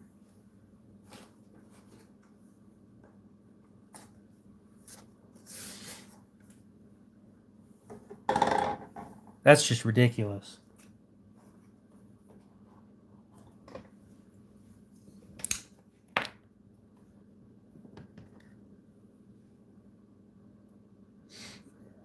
I do payments, by the way. I do. I have a non-refundable deposit of $10.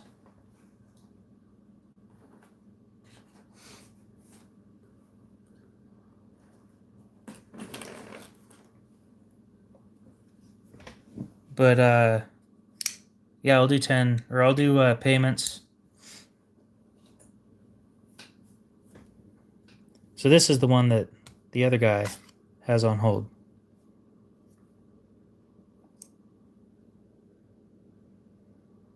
3V. There's only 250 of them. He seemed pretty excited about it, considering it sounds like every time that he's ever had a chance to buy one of these, he just bought something like the week before, and then one popped up for sale. You know, for somebody who seems interested in it, I'm willing to wait a little bit, especially on a large purchase like this. I think it was 350. I'll double check. It might be 300. I'm not 100% sure. I stopped being concerned with price after I told him how much it was.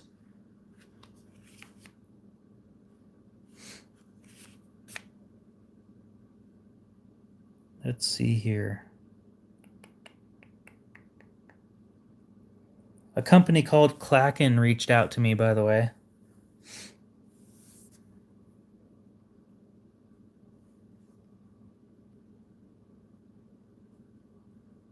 Let's see here.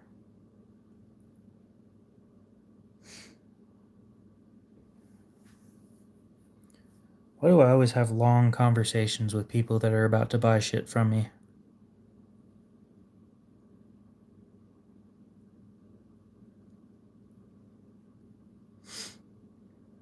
Damn.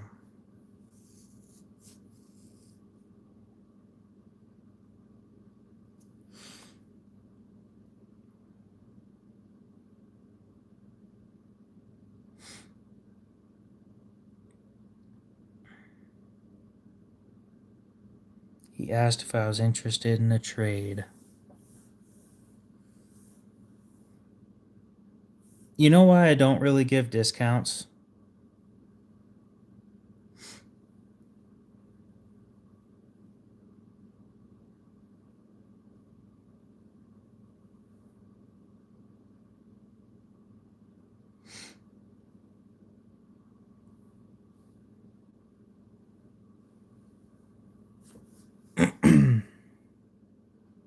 Give me a sec. I gotta search for the $sign. Okay. Apparently I haven't sent a $sign in this.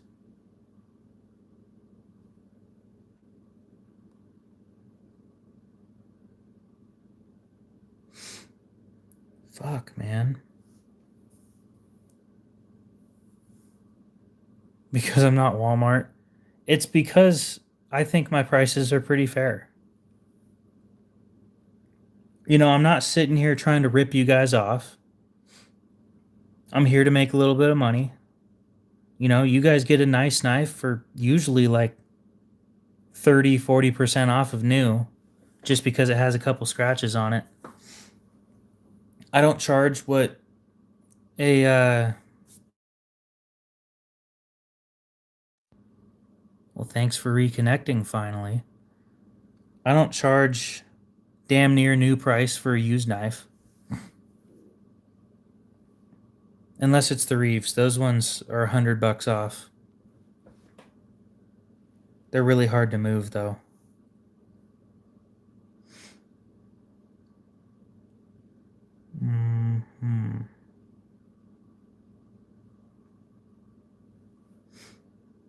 Okay, so I think he was just willing to buy it for the price I had it up for.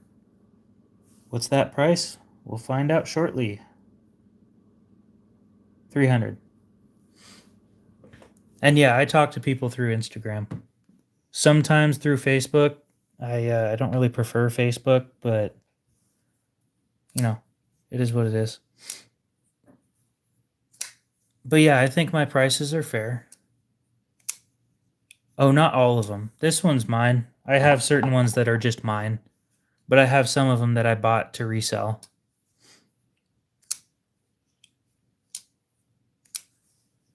You know, if it's a good enough deal for me to buy it to resell, then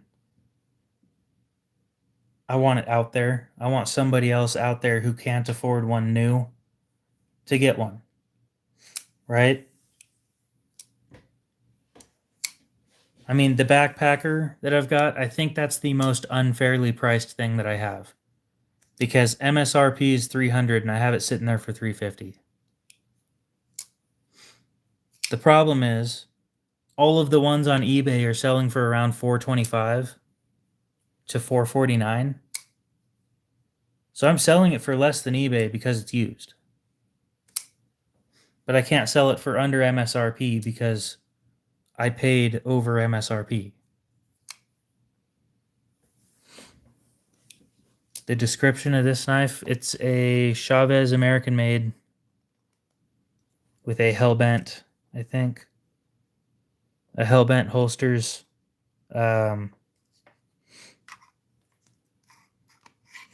Thing. It's in 3V paracord wrapped scale or handle. Flat grind.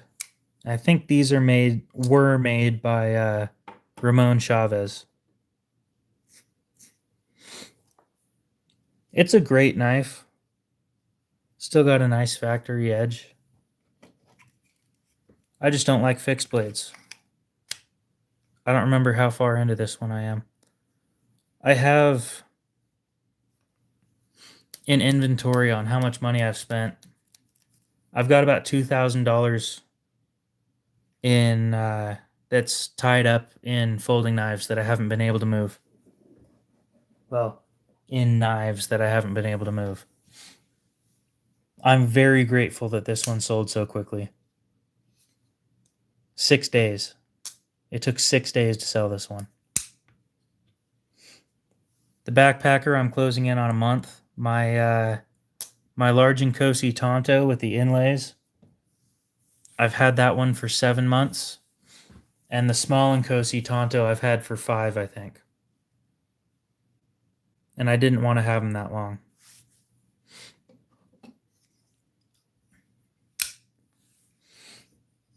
In fact, I told Aiden on the small Inkosi, I want to sell it for cost plus $10 plus shipping.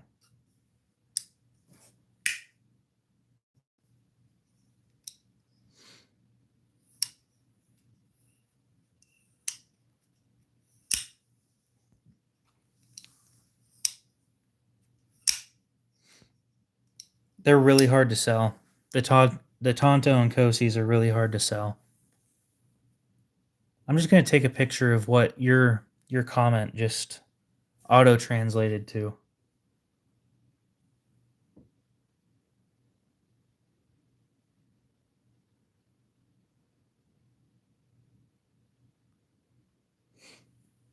Yeah, I paid more than that.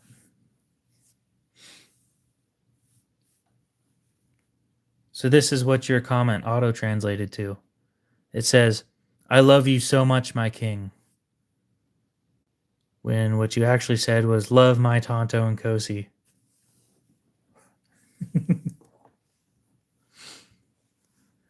Yeah, I know I do, but some of the time when they auto-translate, it's just so funny. Yes, my liege.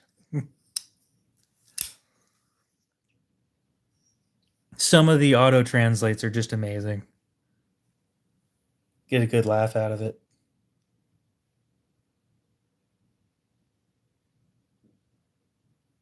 There we go. My detent ball on my Tenacious decided to get some shit on it.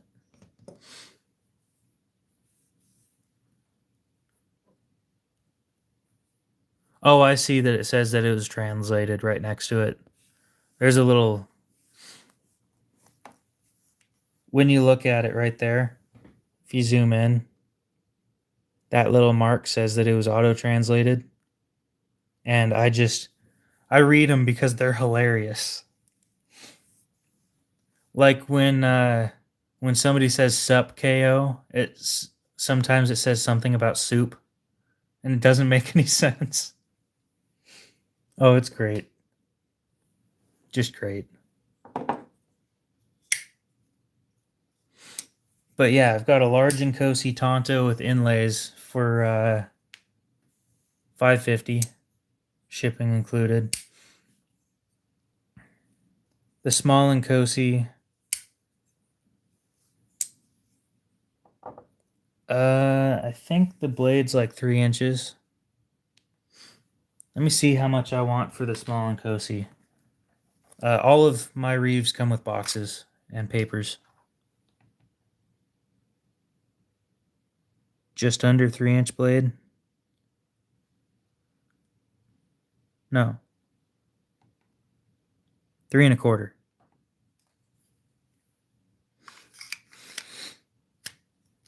Ooh, that is, now that I think about it, if I'm going to be making knives, that is a lot of grinding to do.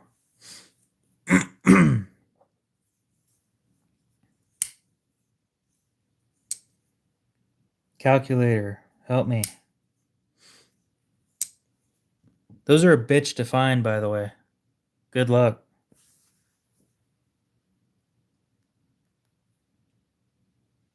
Plus 10 plus 15. That's how much I want for the Small & Cosi.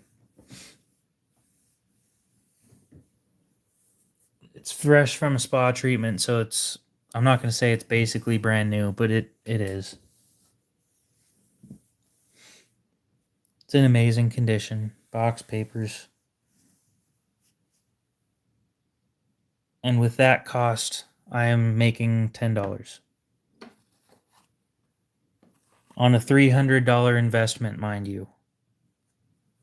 That's, well, $318 after tax.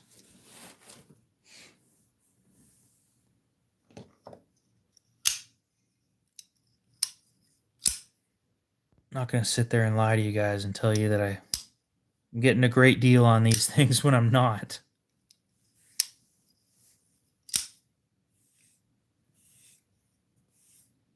That was a mediocre deal at best.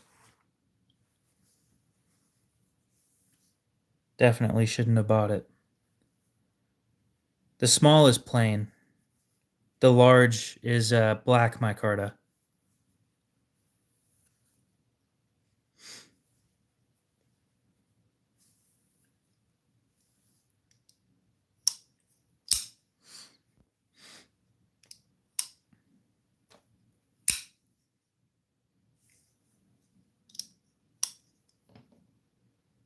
More people should buy these. Honestly, they should make them in M4 from factory.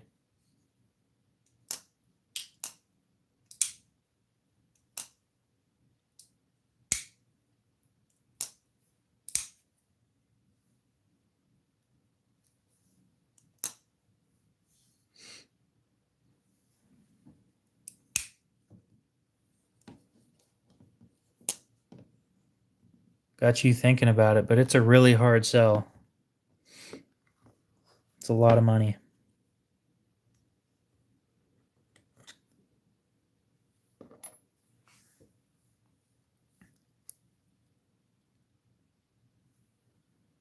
How much would you be saving on that? 80? About $80?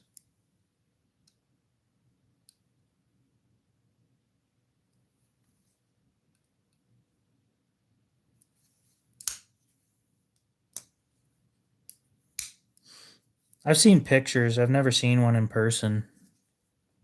They don't carry the special editions at the shop. All you get to handle is the planes and the inlays. But they don't have any of the special edition ones at the shop.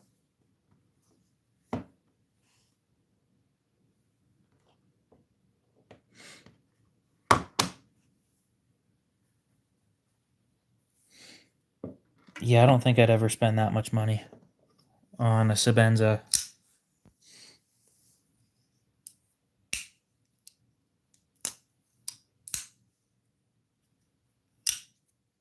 I know Rec does DLC coding.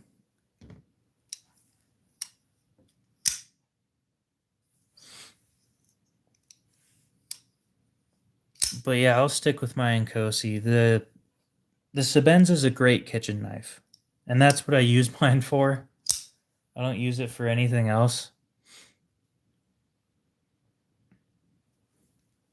You know, I wish that they'd have their titanium scales restocked for the Rat 1.5. I really want one of those in titanium. But no, we're not going to have that in stock. We'll stock it once and never again. So tomorrow, if Met and Boss is at that knife show that I'm going to, I'm going to tell them, yo, you guys should make this. With, yeah. Wonder how they're doing.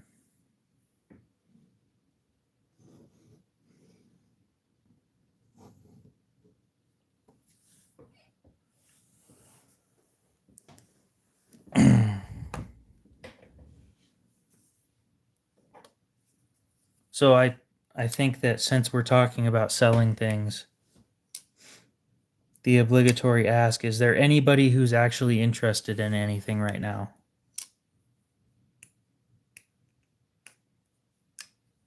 Something that you might be looking for? Aiden probably already fell asleep. I need to talk to him about that that Kershaw launch.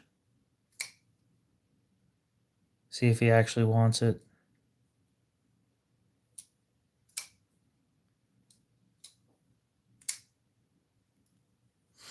You can't afford to be interested in anything. Fair enough.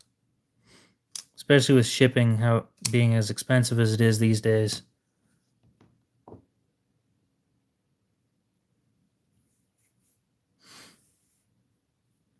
Well, I do have somebody with that on hold. If they fall through this month, then you can have first dibs. Or I've got the Chris Reeve backpacker.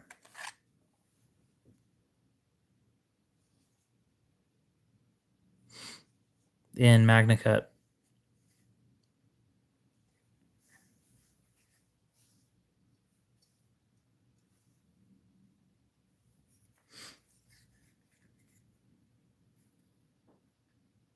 Yeah. What was that price range again? Like 40 or 50 or something? I don't know why, but that backpacker has been a bitch to try and get rid of. I thought for sure somebody. So that's sitting there for $350 with shipping included. I thought for sure somebody would snap on this thing.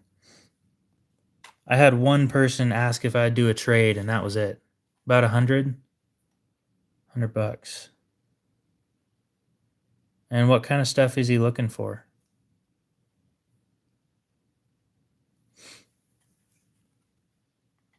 Tell you what, right? One of my buddies just got a shit ton of knives in from a TSA lot. I'll see if I can get him to let me borrow them. And I'll work out a deal with him on buying anything that your buddy might be interested in.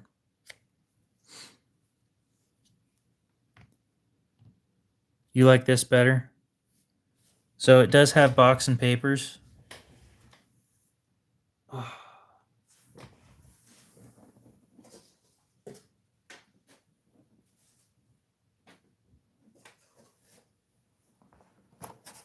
This is going to be a bitch to ship it.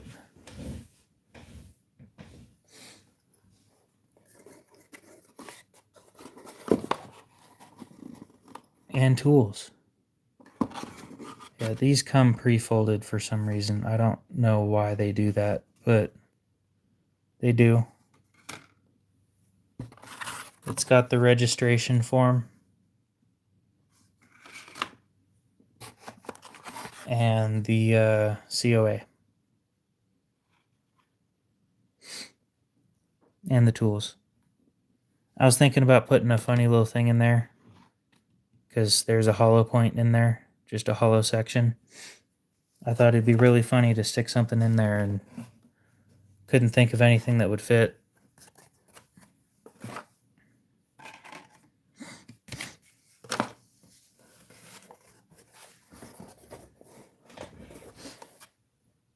It also comes with like a shit ton of tissue paper. That's what they wrap these in. But yeah.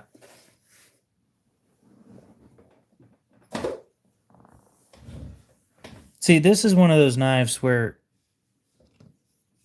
I know it's priced higher than MSRP, but it pisses me off seeing them sell on eBay for 400, basically $450. For the most part, yeah. I prefer Cash App.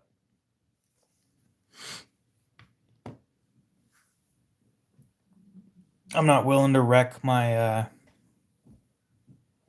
here's the thing, right? I think I've already said this probably quite a few times. I've had an ordeal with PayPal where they held money hostage for when I needed it, and I will never do business with them again. And that's basically the only other option that I have.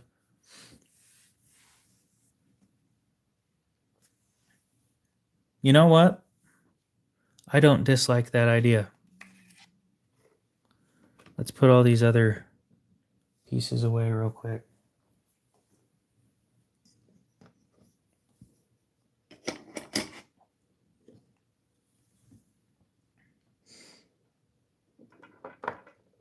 Oh, I don't remember who all buys from me, to be honest. It's not me being mean about it. I just sell so much shit that I don't remember anything.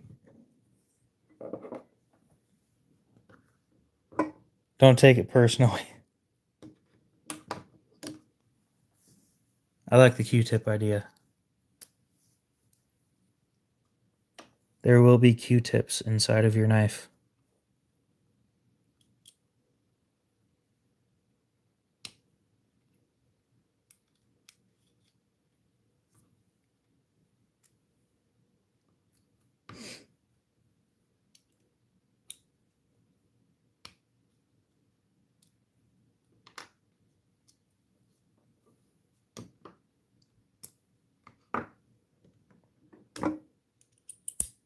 But yeah, you take a day or two to think about it. It's a big purchase. I completely understand. It takes me forever to make up my mind on shit.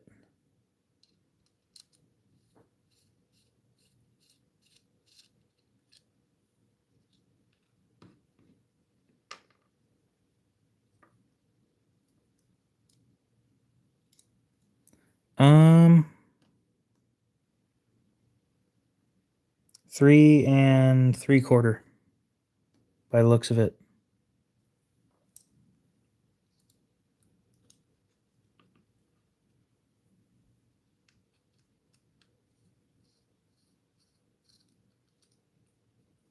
It is a big knife.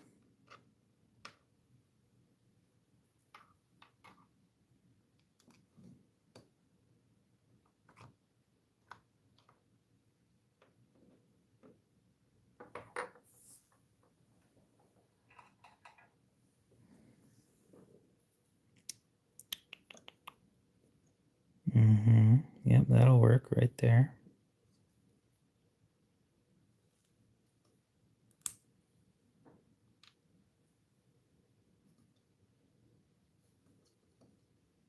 Ooh, that's not gonna work. Gonna have to. Where's my Nkosi at?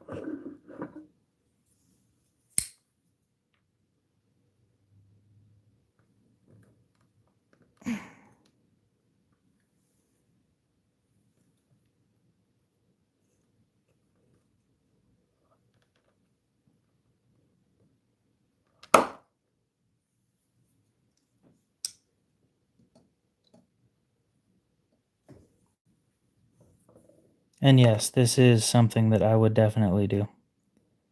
The thing is, I can fit like 5 ends in here. 5 Q-tip ends.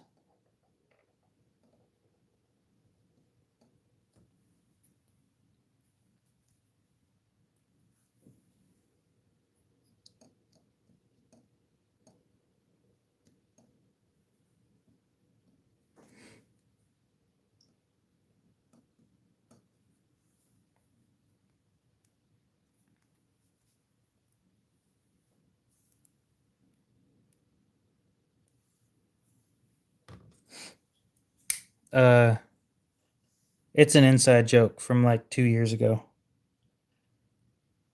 I used so many Q-tips cleaning one knife, and somebody thought it'd be funny if I just sent Q-tips with every knife that I sold. So, like, not only are you going to get these Q-tips inside the knife handle, but you'll get 5 of them inside the box that I ship it in, which is going to be an interesting box.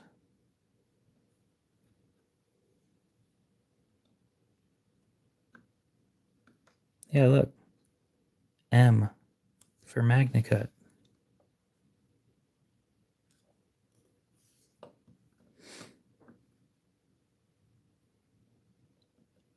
Exactly. But I think on this particular knife, I used like 30.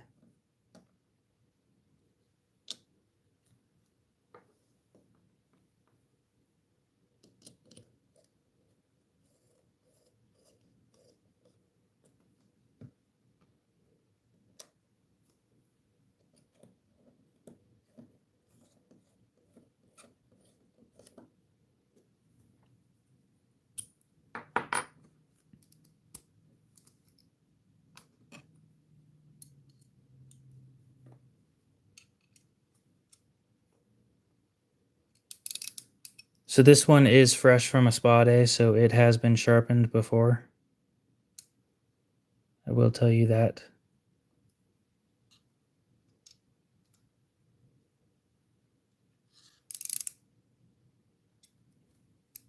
Just about every Chris Reeve that I get used goes through a spa day because I live like a half hour from where they're made. There's a little bit of a sound.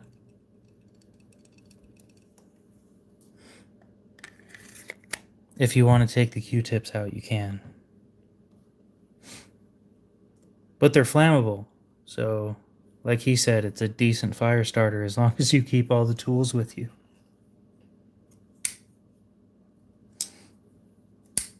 Now this thing without the scales weighs 2.4 ounces, I believe. 2.4 or 2.8. It's one of those two. I don't remember which.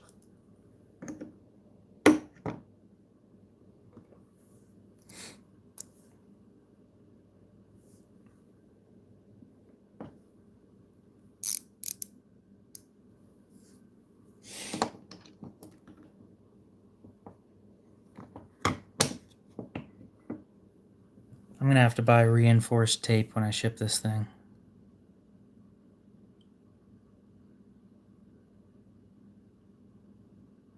The box I'm shipping it in is really weird. I took an Amazon box and I cut the flaps and I made it fit the box that this thing came in perfectly. So it fits perfectly around the Chris Reeve box, but it's shaped really weird. Really long. It just kind of all worked out. But I need reinforced tape because of the way that the box is now fitting. I don't want any risk of it being lost. Of course, fully insured. It ends up being insured for like $500, but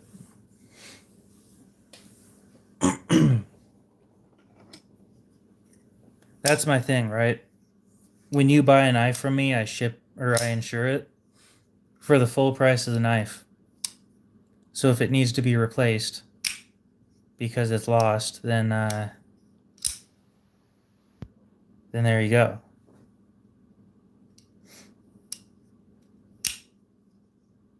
It's factory edge sharp. It's good. They don't do like the best edges when you're comparing it to me. They're not like better than me. But I sure hope that it's sharp enough to cut this. Yeah, they're good. I don't have any complaints about that. If you would like, I can strop it though, but that would be after payment.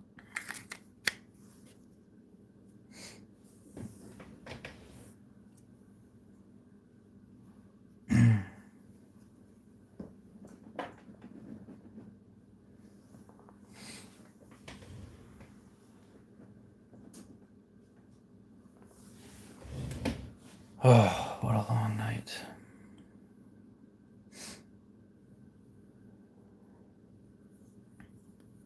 $100 range.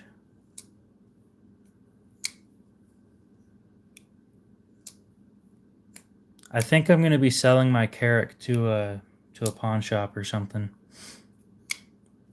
I might try buying some washers for it, but it's got an issue that I don't think I can fix.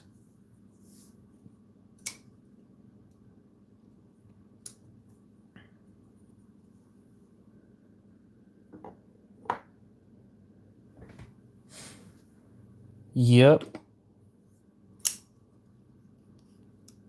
That was a choice. This thing.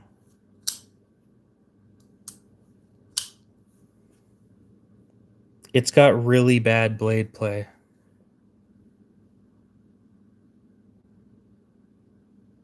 Like, it's like 2 or 3 degrees of blade play. All right, Jim, you have a good one. We'll see you later. And 2 or 3 degrees is really bad.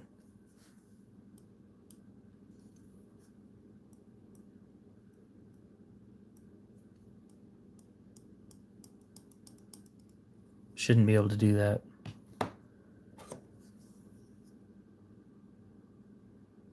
This one moves, but it won't touch. This one touches both sides. That's unacceptable. No, I'm thinking I'm going to get a Bodyguard 2.0. I don't like 9mm.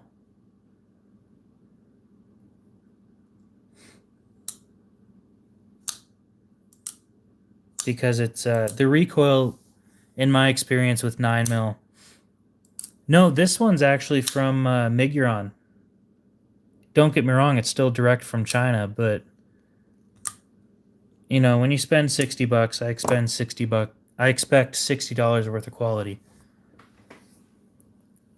So the 9mm round, in my experience, has snappy recoil upwards, and I'm concerned with as many rounds on target as fast as possible, not more stopping power.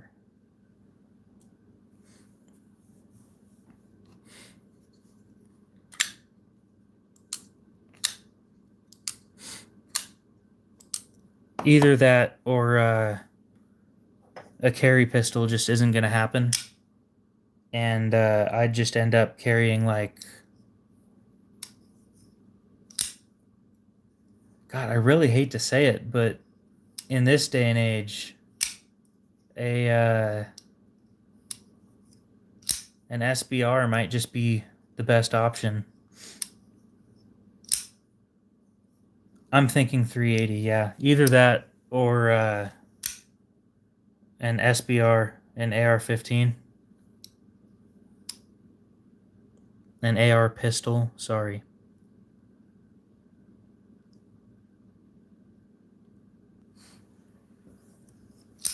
I don't train very often with pistols. I suck with pistols. I'm amazing with rifles. There's something about having that extra point of contact on my shoulder that makes me just lethal. I'm great out to 100 yards with a red dot.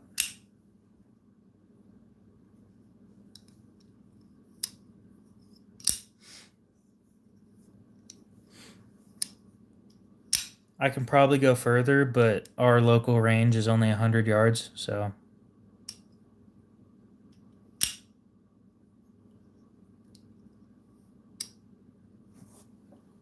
Local, when we drive 2 hours to get to it.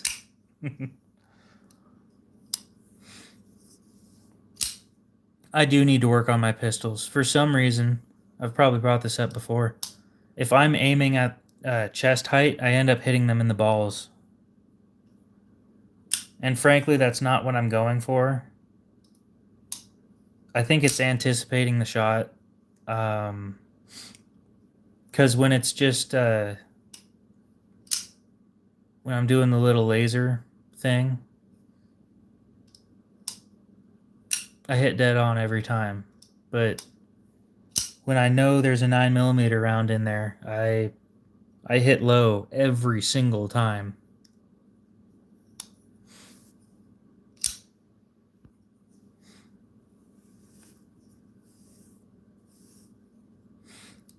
Yeah, I'm hitting golf balls at 100 yards. It's with rifles, it's not hard.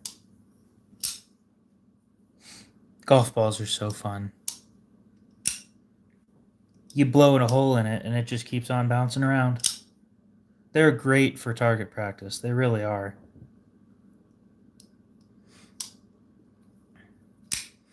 But yeah, I don't want a bad situation coming up, and because I suck with pistols, somebody ends up getting hurt. I would rather something that I'm more than proficient with. And I think that that's fair, you know? I don't want to risk somebody else because I suck at something. It's not worth it's not worth it to me. The problem is I'm not sure how I'm able to concealed carry. Yeah, it's definitely anticipating recoil. But I don't know how I'm going to concealed carry an SBR without it obviously printing, right? Printing isn't a huge deal with pistols, but with a short rifle, it's definitely going to show. There's no way you can easily hide that unless it's in a backpack, and I don't carry a backpack. Maybe I should carry a backpack. You'd give me a lot more stuff a lot more places to put things. I don't know. I'd have to think about it.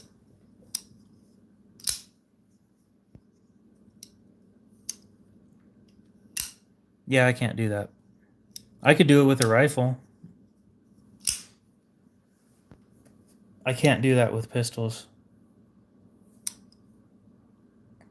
Genuinely, I suck with pistols.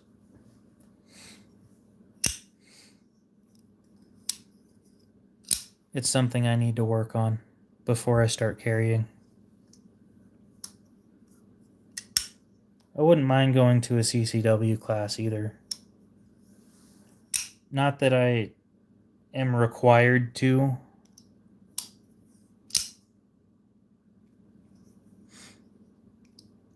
It's more of a why not?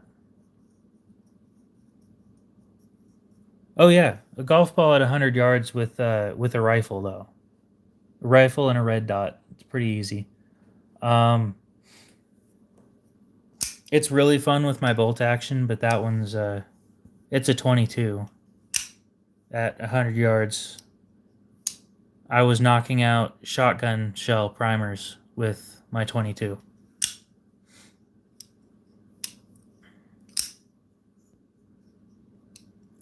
We do have constitutional carry here in Idaho as well, as I'm sure you guys figured out with that most recent shooting in Twin Falls. I don't remember what optic it is. It's some cheap thing. It's like 60. It's like a $60 red dot or something. My my rifle though, my bolt action has a BSA Sweet 22 on it. It was like a $50 scope to 3x9 with a 50 millimeter reticle. And I only go for the large scopes because not length of pull, my eye relief. I just like the larger crystal. I do. It's personal preference. It takes up more space, but I don't care. Unfortunately, I can't show it off on stream. If I could, then I would definitely show it off. It's my favorite gun by far. But just not allowed to. YouTube being the way that it is. Just gone. Channel would be shut down for like a week. It's unfortunate. No, see, that's the problem is if somebody reports me, then either way,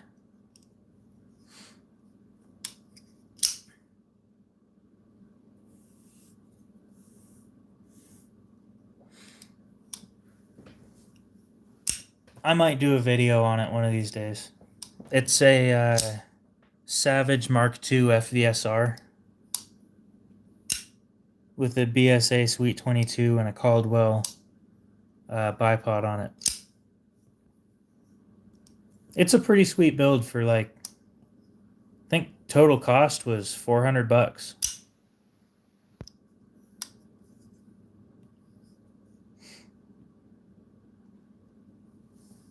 Hit within a dime at 100 yards every time. Easily one of the best rifles I've ever carried or handled. I haven't handled very many, but I sighted that thing in myself and I love it. Again, my next rifle is likely going to be a Ruger American.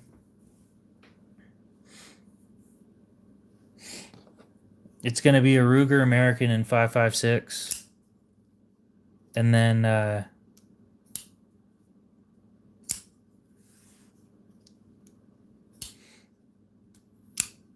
and have that thing set up with a vortex of some sort and a canted iron. It sounds stupid, but a canted iron sight is useful. Because I promise you, when you have an optic that's like 6x24, you're not going to see shit at like 10 yards with a 6X. You're just not.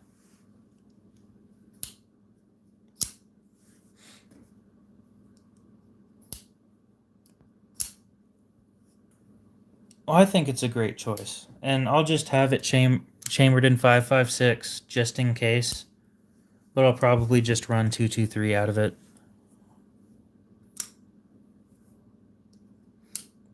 Because as we know, you can shoot 223 out of 5.56, but you can't do it the other way around.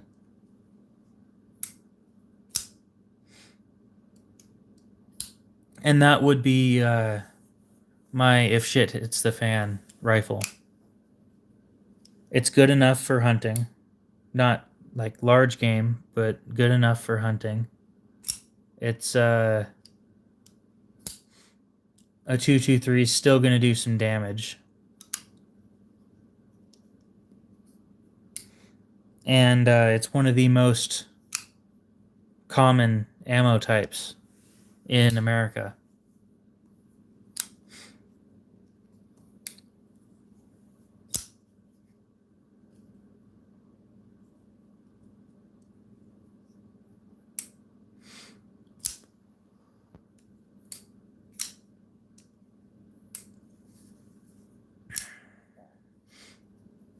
Anyway, profiler, if you're interested in that backpacker, just hit me up on Instagram.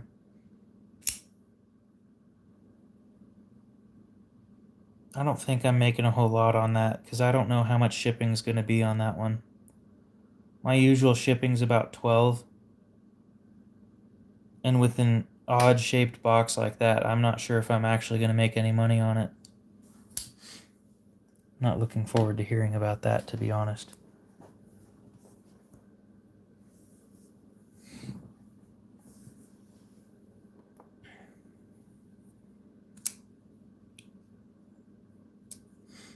Email? Fuck. Do you have Facebook? I hate email so much.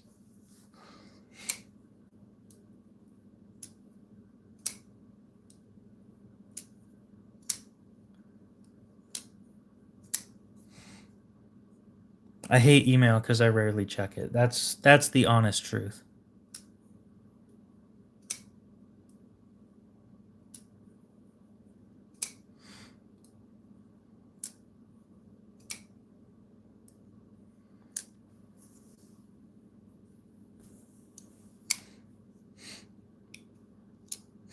So be it. No, that was a while ago. A while ago, you used to be able to send messages through YouTube, and I thought it was kind of cool. But back when they did that, I had like 20 subscribers, and that was on my old account, mind you.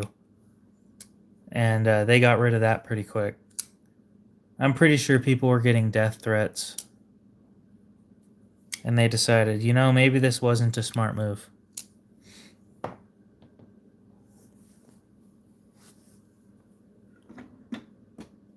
$100.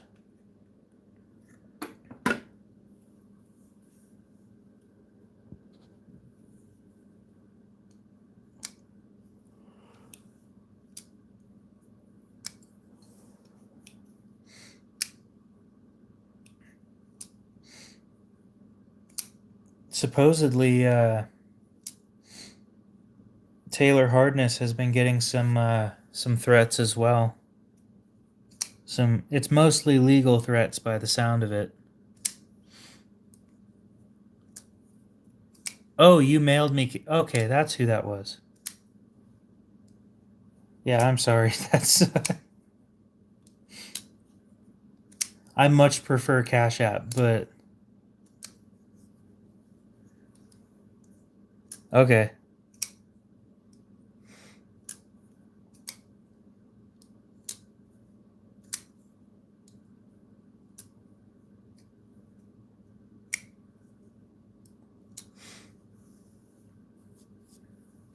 How much was it for tracking? Nope. Cash. I don't like checks. That did not work well last time. He started off by sending a check, and I don't want to use my personal bank account, so the cash worked. That definitely worked. Speaking of, that cash went directly towards paying for getting this one fixed. Just about every part on it is fixed now, except for the blade.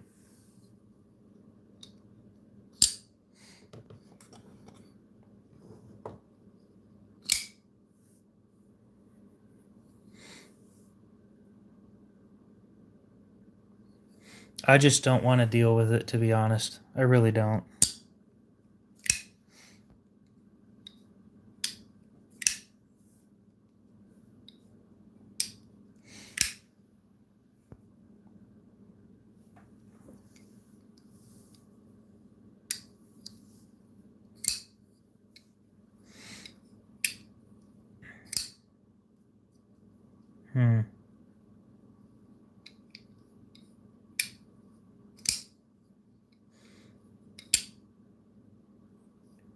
But yeah, if you can get Cash App to work, I will definitely work on that one. That is the fastest way to work with me.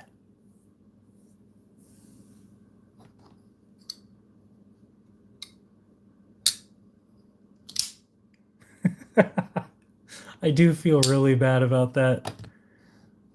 So, he sent me a Microtech and a Spyderco Manix 2 and S110V. They were both taken apart, and they wanted me to put them back together. And I had these things put together for like a month or something before I was able to send them back. I felt so bad. Oh, I felt terrible about that. I'm sitting there like, how can I make this check work for me? Because I tried going to a friend and to have them cash it, and they said that sounds sketchy, and I'm like, dude, it's just cashing a check. And then that didn't work. One of my parents wasn't willing to do it either, so I sent the check off to ZT to have them fix this with the money that was going to be from the check. And they said, well, we'll only replace 2 major components on this thing at a time. So when I called them, mind you, the guy that I called was new, so I'm not going to blame him for it, but god damn, this pissed me off.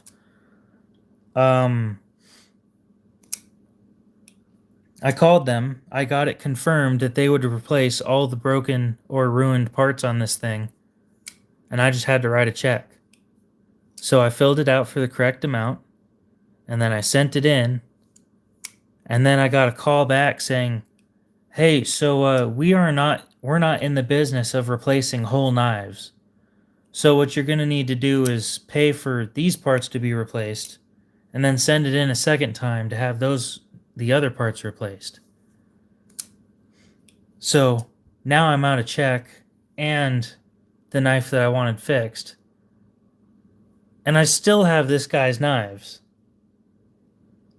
So it's just this whole shit show that I'm finding hilarious and still feeling bad about the whole time. Doesn't matter if I have to feel bad, I felt bad anyway. It was bound to happen eventually. I kept your notes, by the way. I did keep those. I don't remember where I put them. They're somewhere in the house.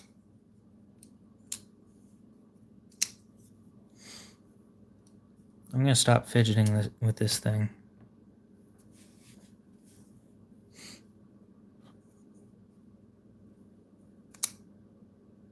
I really do like how the flipper tab is the lock face, though. I've been working on a design like that, and I think I'm going to discontinue that idea.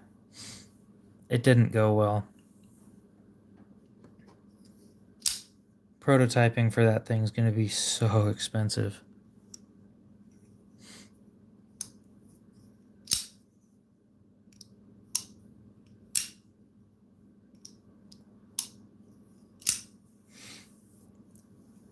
I'm not very easy to piss off. I'm really not. I'm a relatively calm guy. I don't remember what that word means. Magnanimous. That's a big word that I haven't heard in like 10 years. All right, Google. Feed me some answers here. I'd assume it's a good thing, but I don't know.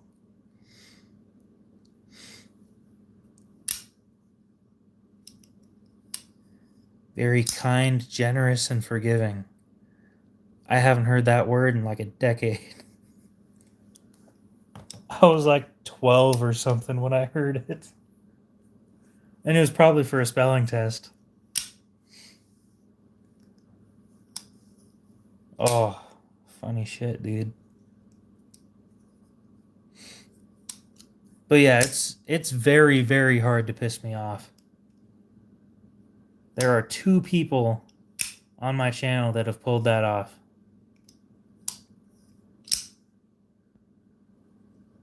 I'm not going to call out names. But I think I'm going to consider that second guy blacklisted as well.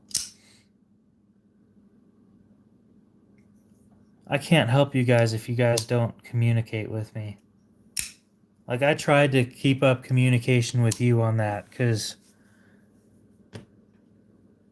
I did not like having your knives in my house for an extended period of time. Because I'm sitting there thinking the same thing. Like, what if I had my knives at somebody else's house for like 2 months?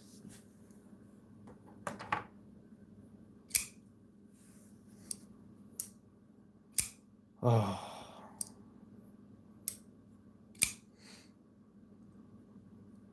Need to get rid of this thing at a pawn shop too. The pawn shop takes all the shit that I don't feel good selling to you guys.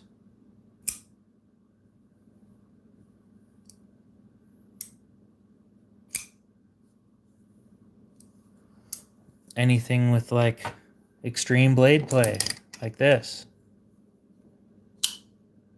Or, to be honest, it's usually just blade play. Maybe a failed experiment.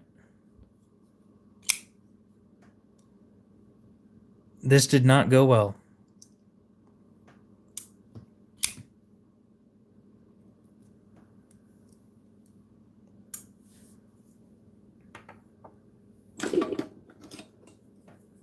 No, that's kind of like the two usual reasons why I sell shit to the pawn shop. I don't have very many other reasons. I usually just sell it directly to you guys anyway.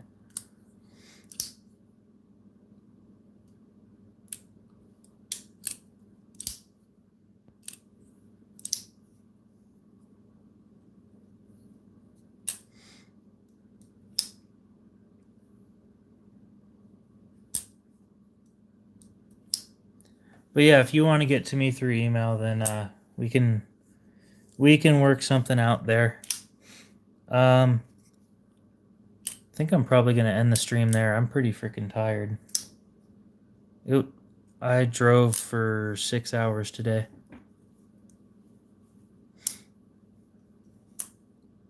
Really do wish my truck's seat was a little more comfortable than it is.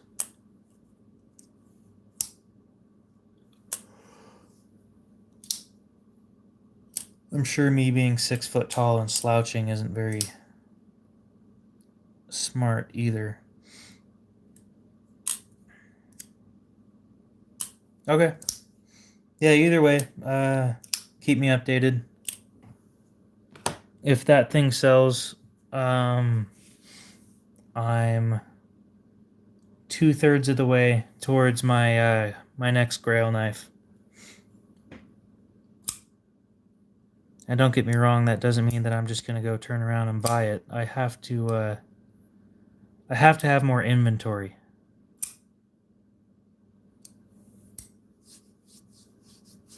Oh, mine's an extended cab.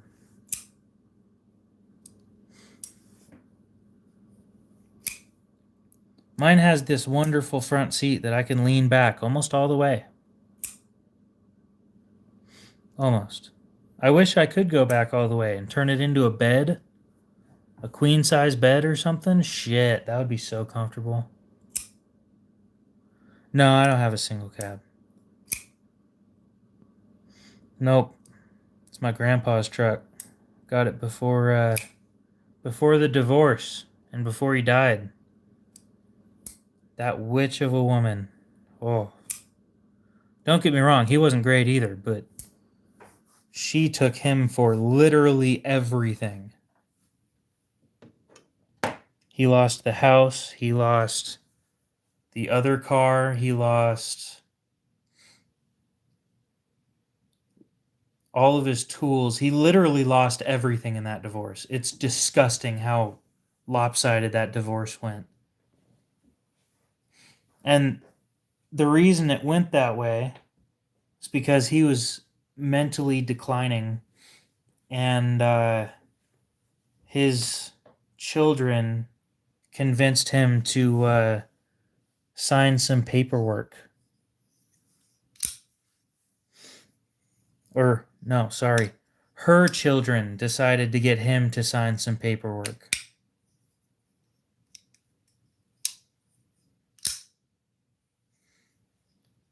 It was a disaster. I got the only... Lucky you. I got the only decent piece of anything out of that divorce. Because I bought it before the divorce happened. I got the best thing that he owned. And it's been a great truck for 6 years? 7 years? Oh, it was definitely illegal. The thing is, because he lost everything in the divorce, he didn't have any money left to fight it anyway.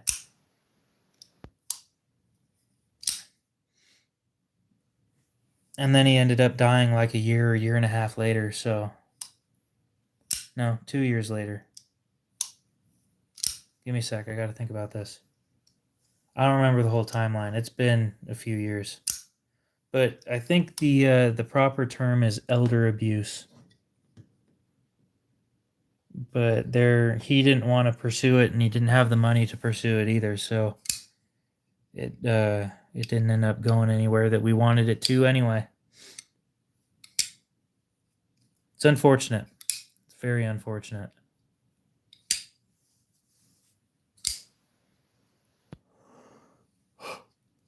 I'm never going to carry this thing. I kind of feel bad about buying this one too. Yeah, I try to. It sounds stupid, but I do 10,000 mile oil changes. But I do pure synthetic, thicker oil. No, about the right thickness at 530. But I use AMSOIL and it's worked great.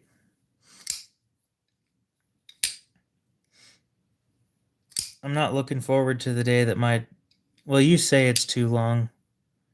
They it also leaks though. So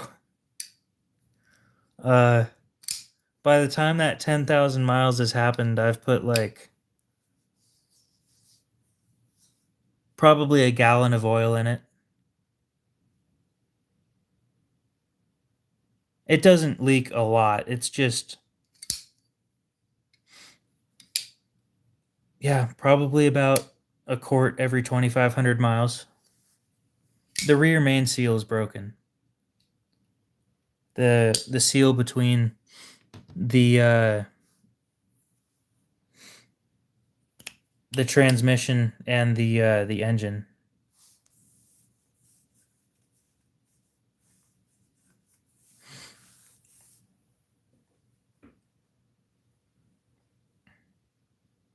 I think conventional oil is still a thing, which is wild to me. I don't know why they do that. It's that's just insane.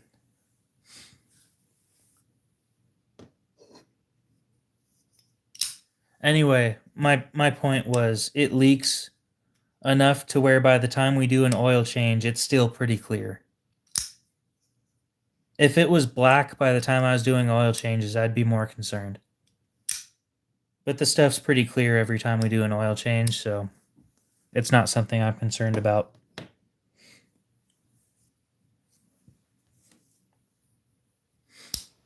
And my dad was a mechanic for like 20 years, but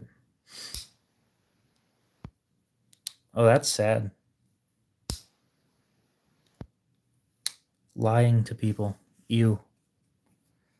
I try my best not to do that. When you have nothing left, your word is all that you have. And I try my best to keep it.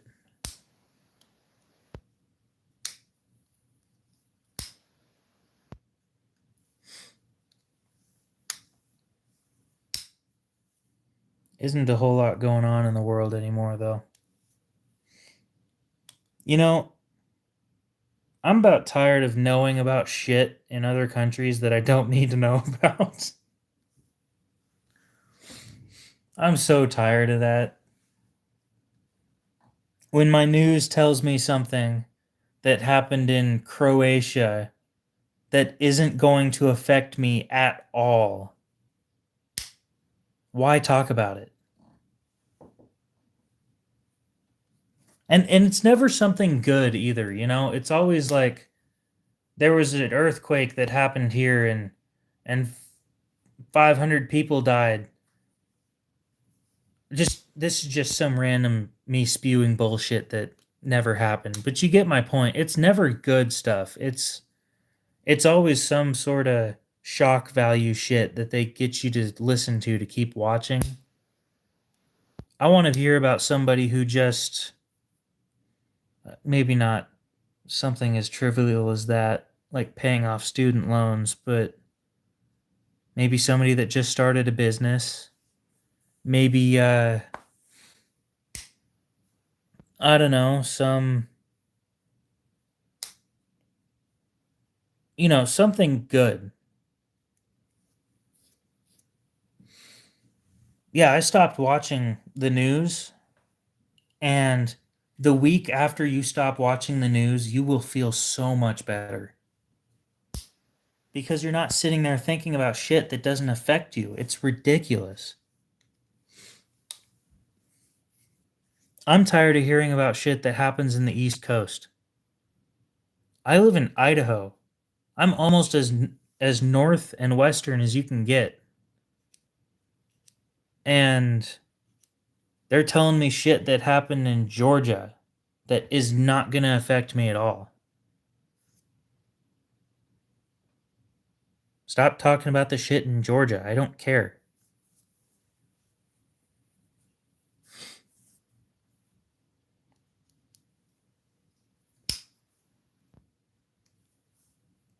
It's ridiculous. I'm just so tired of it.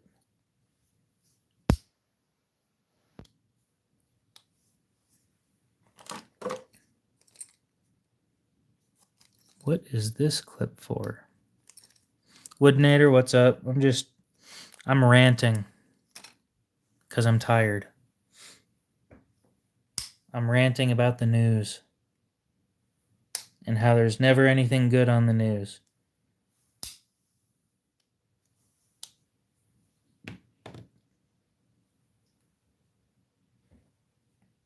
I mean, this is probably going to sound horrible, right?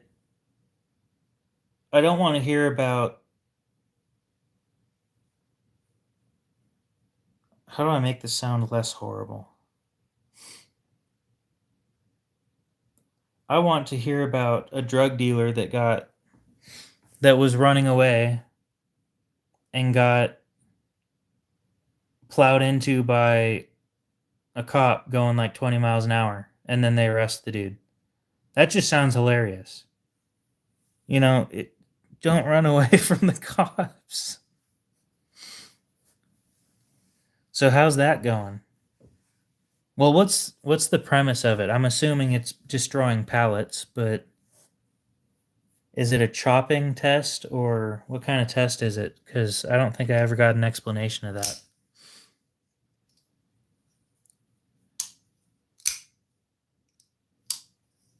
That's the kind of stuff that I want to hear about. Or some kid on a dirt bike that was doing a wheelie and then slipped and busted his ass. I don't know. Some stupid shit that could have been prevented if you weren't an idiot. Right?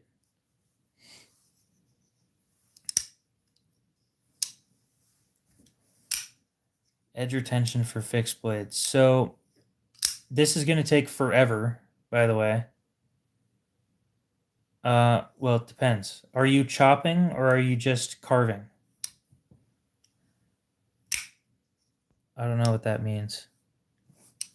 I don't think I've ever seen that word before. Congratulations, growing my vocabulary.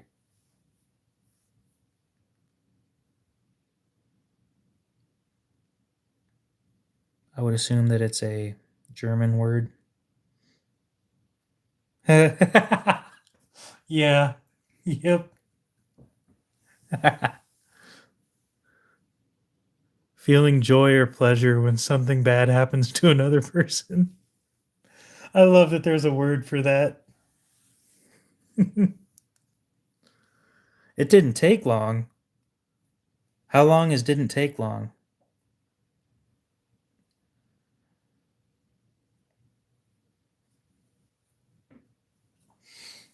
Because this knife, not this specific knife, but this model, the prototype that we had made, 8 hours of carving with this and it still had an edge. I did 30 minutes of carving with my Rat 1.5, and that thing's still shaving sharp.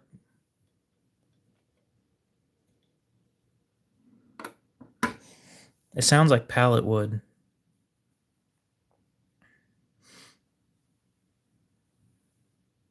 Yeah, that's Ozark Trail.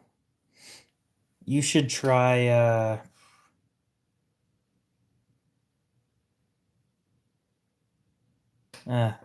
it's hard, you know. The hobby's expensive, and the really good fixed blades are really expensive.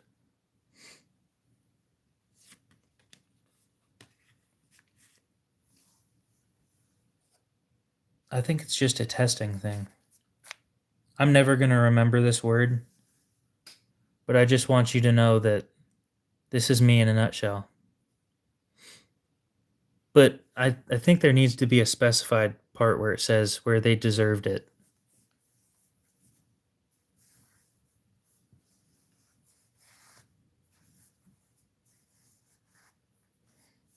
The secret smile you might hide when a rude rival fails. Yes.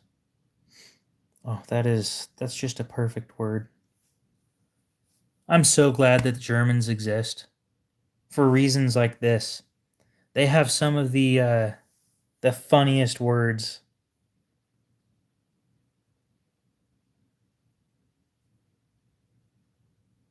Like this one. I know this word.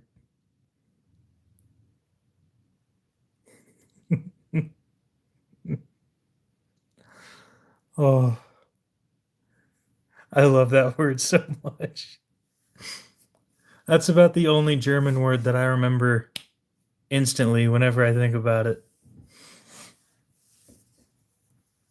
The Hodenkobold. I don't remember how to pronounce it, but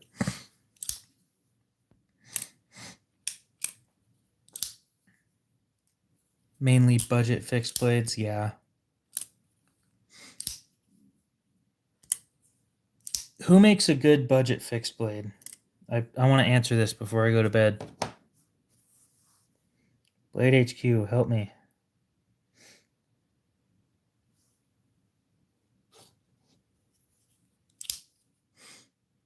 Gerber? No.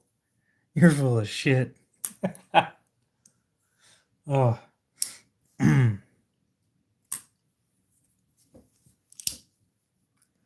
Once upon a time, they were my favorite company. We should learn how to sharpen. Or send them to somebody who's willing to sharpen them. That's going to be expensive.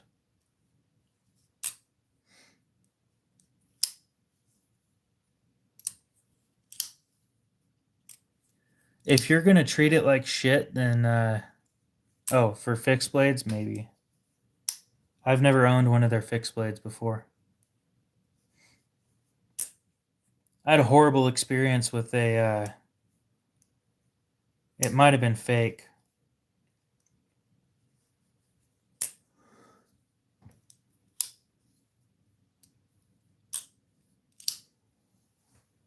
I don't have very many high expectations for most knives, to be honest. Oh, I do my own sharpening as well. I just hate doing it on large fixed blades.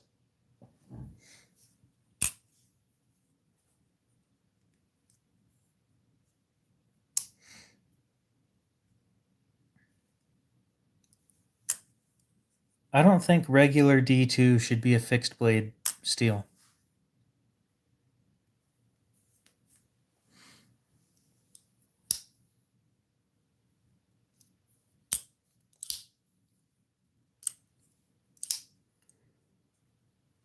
I wonder if that's a hot take.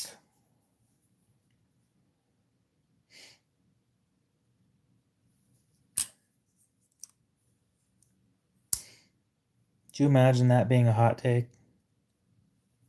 I don't think that a steel that kind of sucks for its toughness should be used in fixed blades. Somebody's going to call me a moron for saying that. I already know it.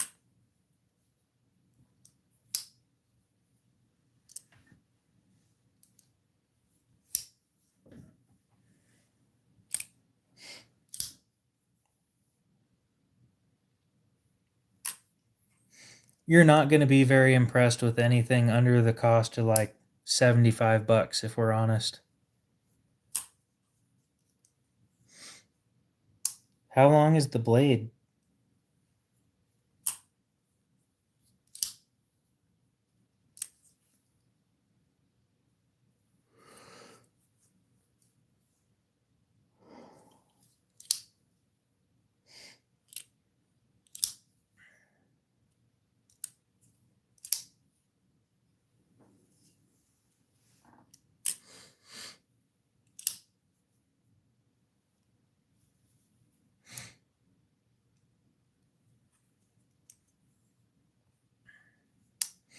That is another thing. Bayonets are kind of meant to be pointy, not sharp, because they're meant for stabbing, not slicing.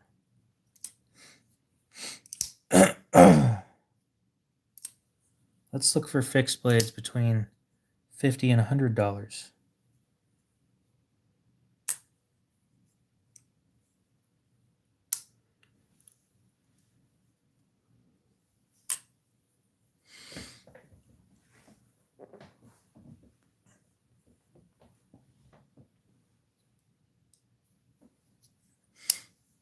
Yeah, that's the thing about bayonets. And I thought about sharpening my dad's, but the more I thought about it, the more I realized they're not designed for cutting.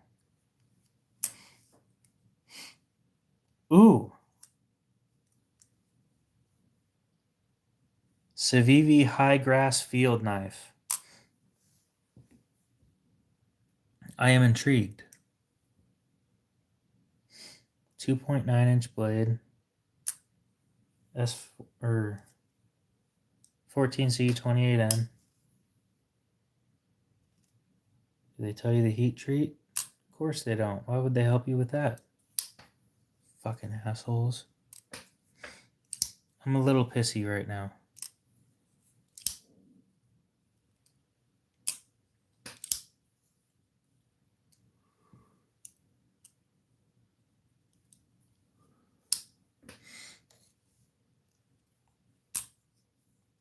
Yeah, that doesn't surprise me either.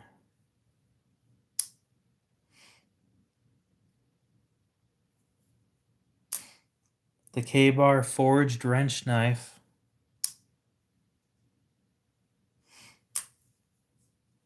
I should show you guys the fixed blade I was looking into. I don't like fixed blades, but this one was comfortable.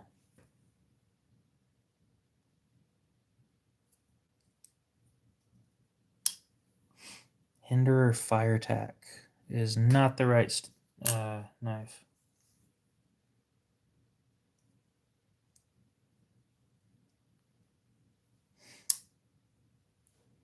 Flashpoint. Hinderer Flashpoint.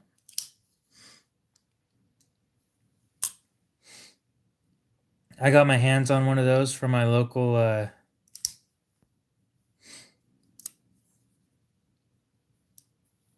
knife shop, and oh my god, it's just so comfortable.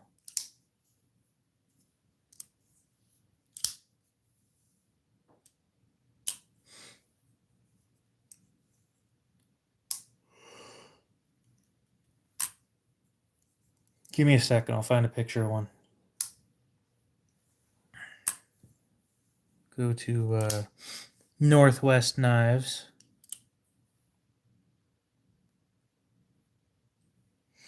My local knife shop here in Boise.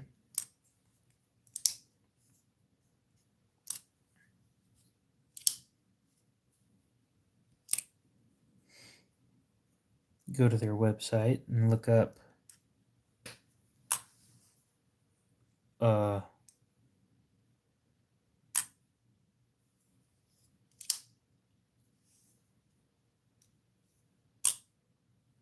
Hinderer.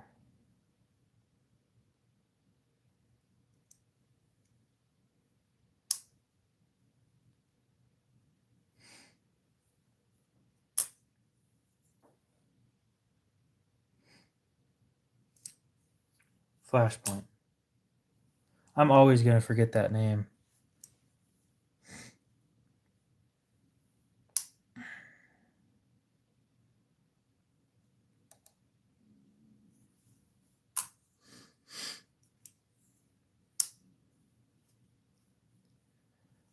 I don't think that CRKT is worth the money. I'm so tired of their shit.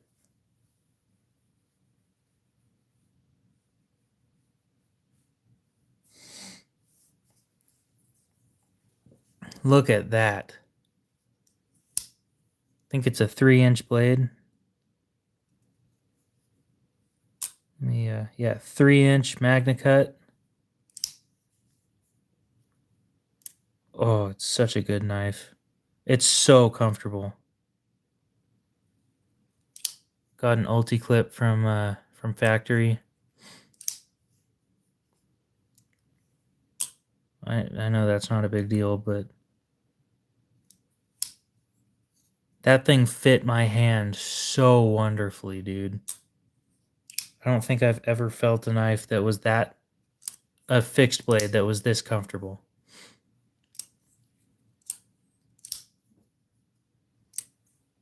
Not attractive, though.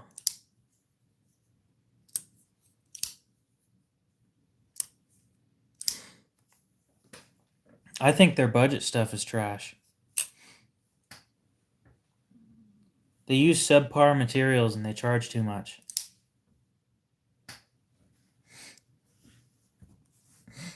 Oh, you can dislike it. They make it in other blade shapes, too. That's just the only blade shapes that that my local shop has in stock.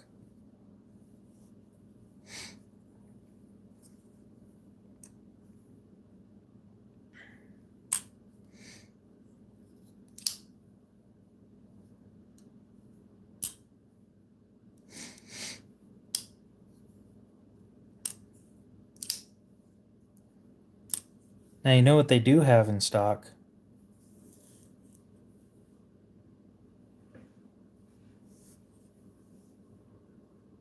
They have a single auto eclipse.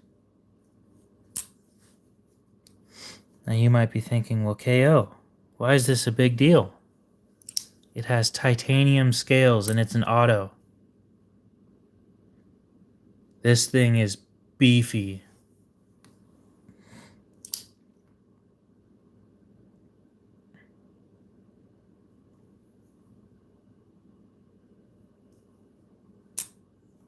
And it's in S45.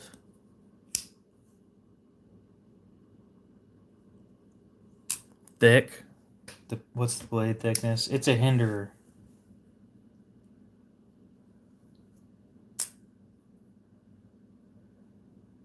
I know, it's thick as shit, though. It doesn't tell you on the website.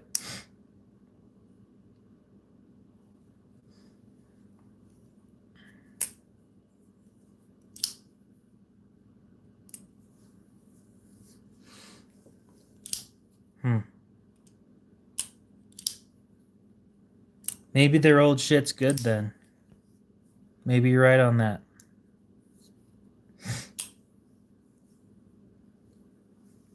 I think it's a little bit thicker than my 562. The blade's definitely heavier on it.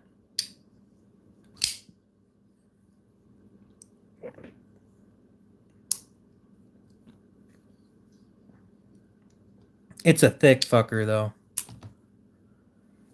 $650, and you get an automatic, a push-button auto with titanium scales, which you almost never see on the market, by the way.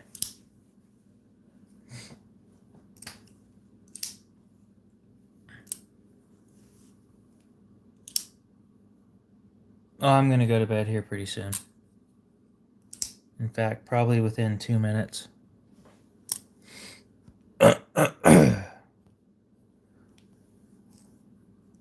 I just want a good knife, you know? Well, I want the best knife, but if I'm going to get a fixed blade, I want something good. And I'm so fucking tired of spending $500 on everything. I have a type. I know I have a type.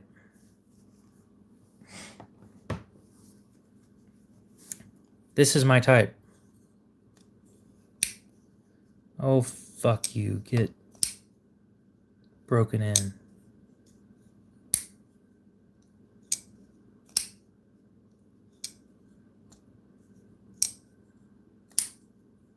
Put too much oil in it. Of course I did.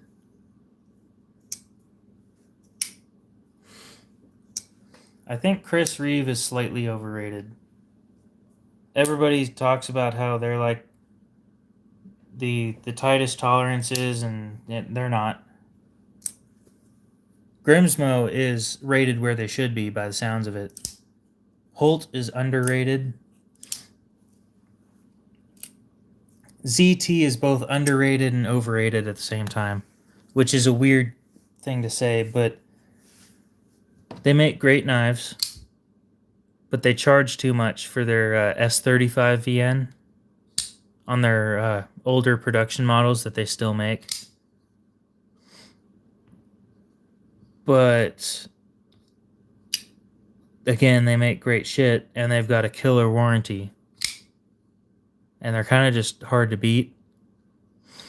Spyderco is, I don't know, they're right about where they should be. It's hard to argue with these. It really is. They make great shit. These things are just amazing. How did that 2 minutes go by so fucking fast? God damn. Holy shit.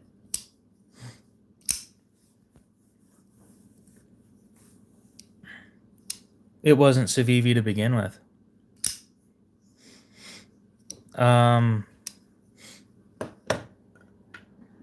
think right after this I'm gonna go to bed though. What's budget?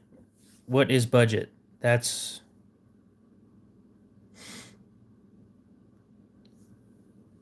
I need to know what you consider budget. Because if we're talking like under 50, then the Icon knife from Harbor Freight.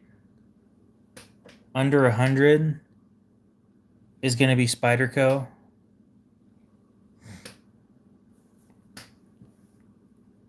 Under 150, I'm probably going to continue on with Spyderco. But Spyderco makes some really good budget pieces. I don't like their lightweight models, but the Rhodey XL is probably the best bang for your buck when it comes to steel, and it's just honestly the best bang for your buck knife, as long as you're okay with a small knife.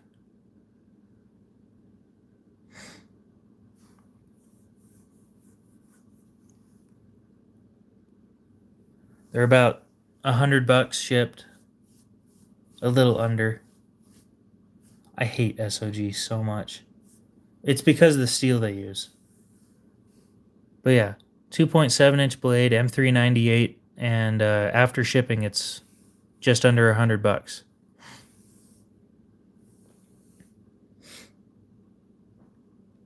It's a slip joint, though. Not everybody's gonna like it.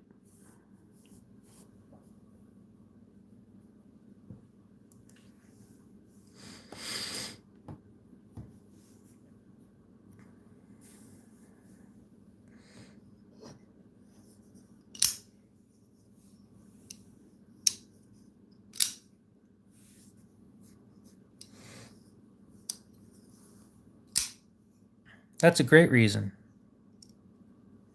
Oh.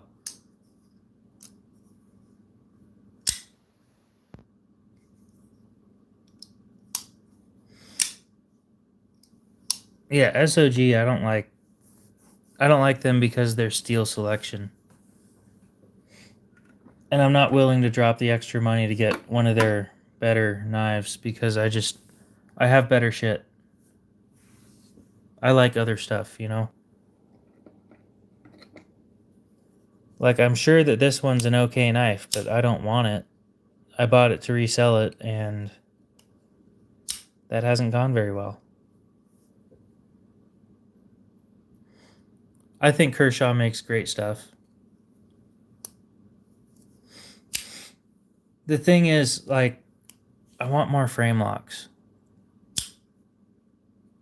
But because everybody's still on the whole, hey, look, we can make crossbar locks now, you're not getting frame locks anymore.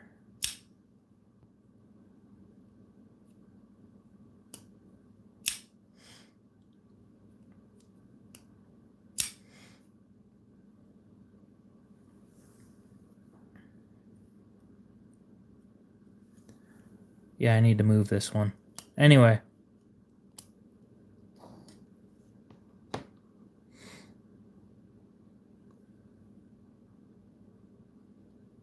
Where'd you hear that?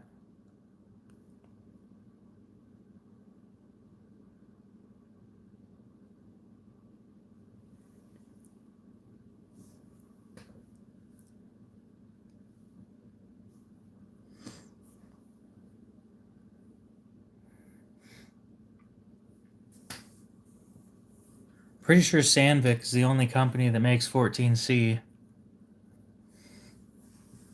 And MagnaCut's only currently made by Aerosteel, so... And those are some of their most current steels that they use.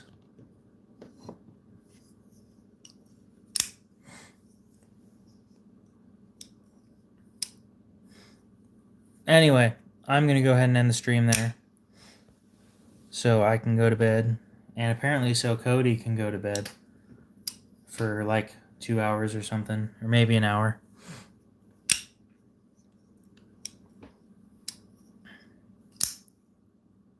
Oh, I don't know anything about their fixed blades.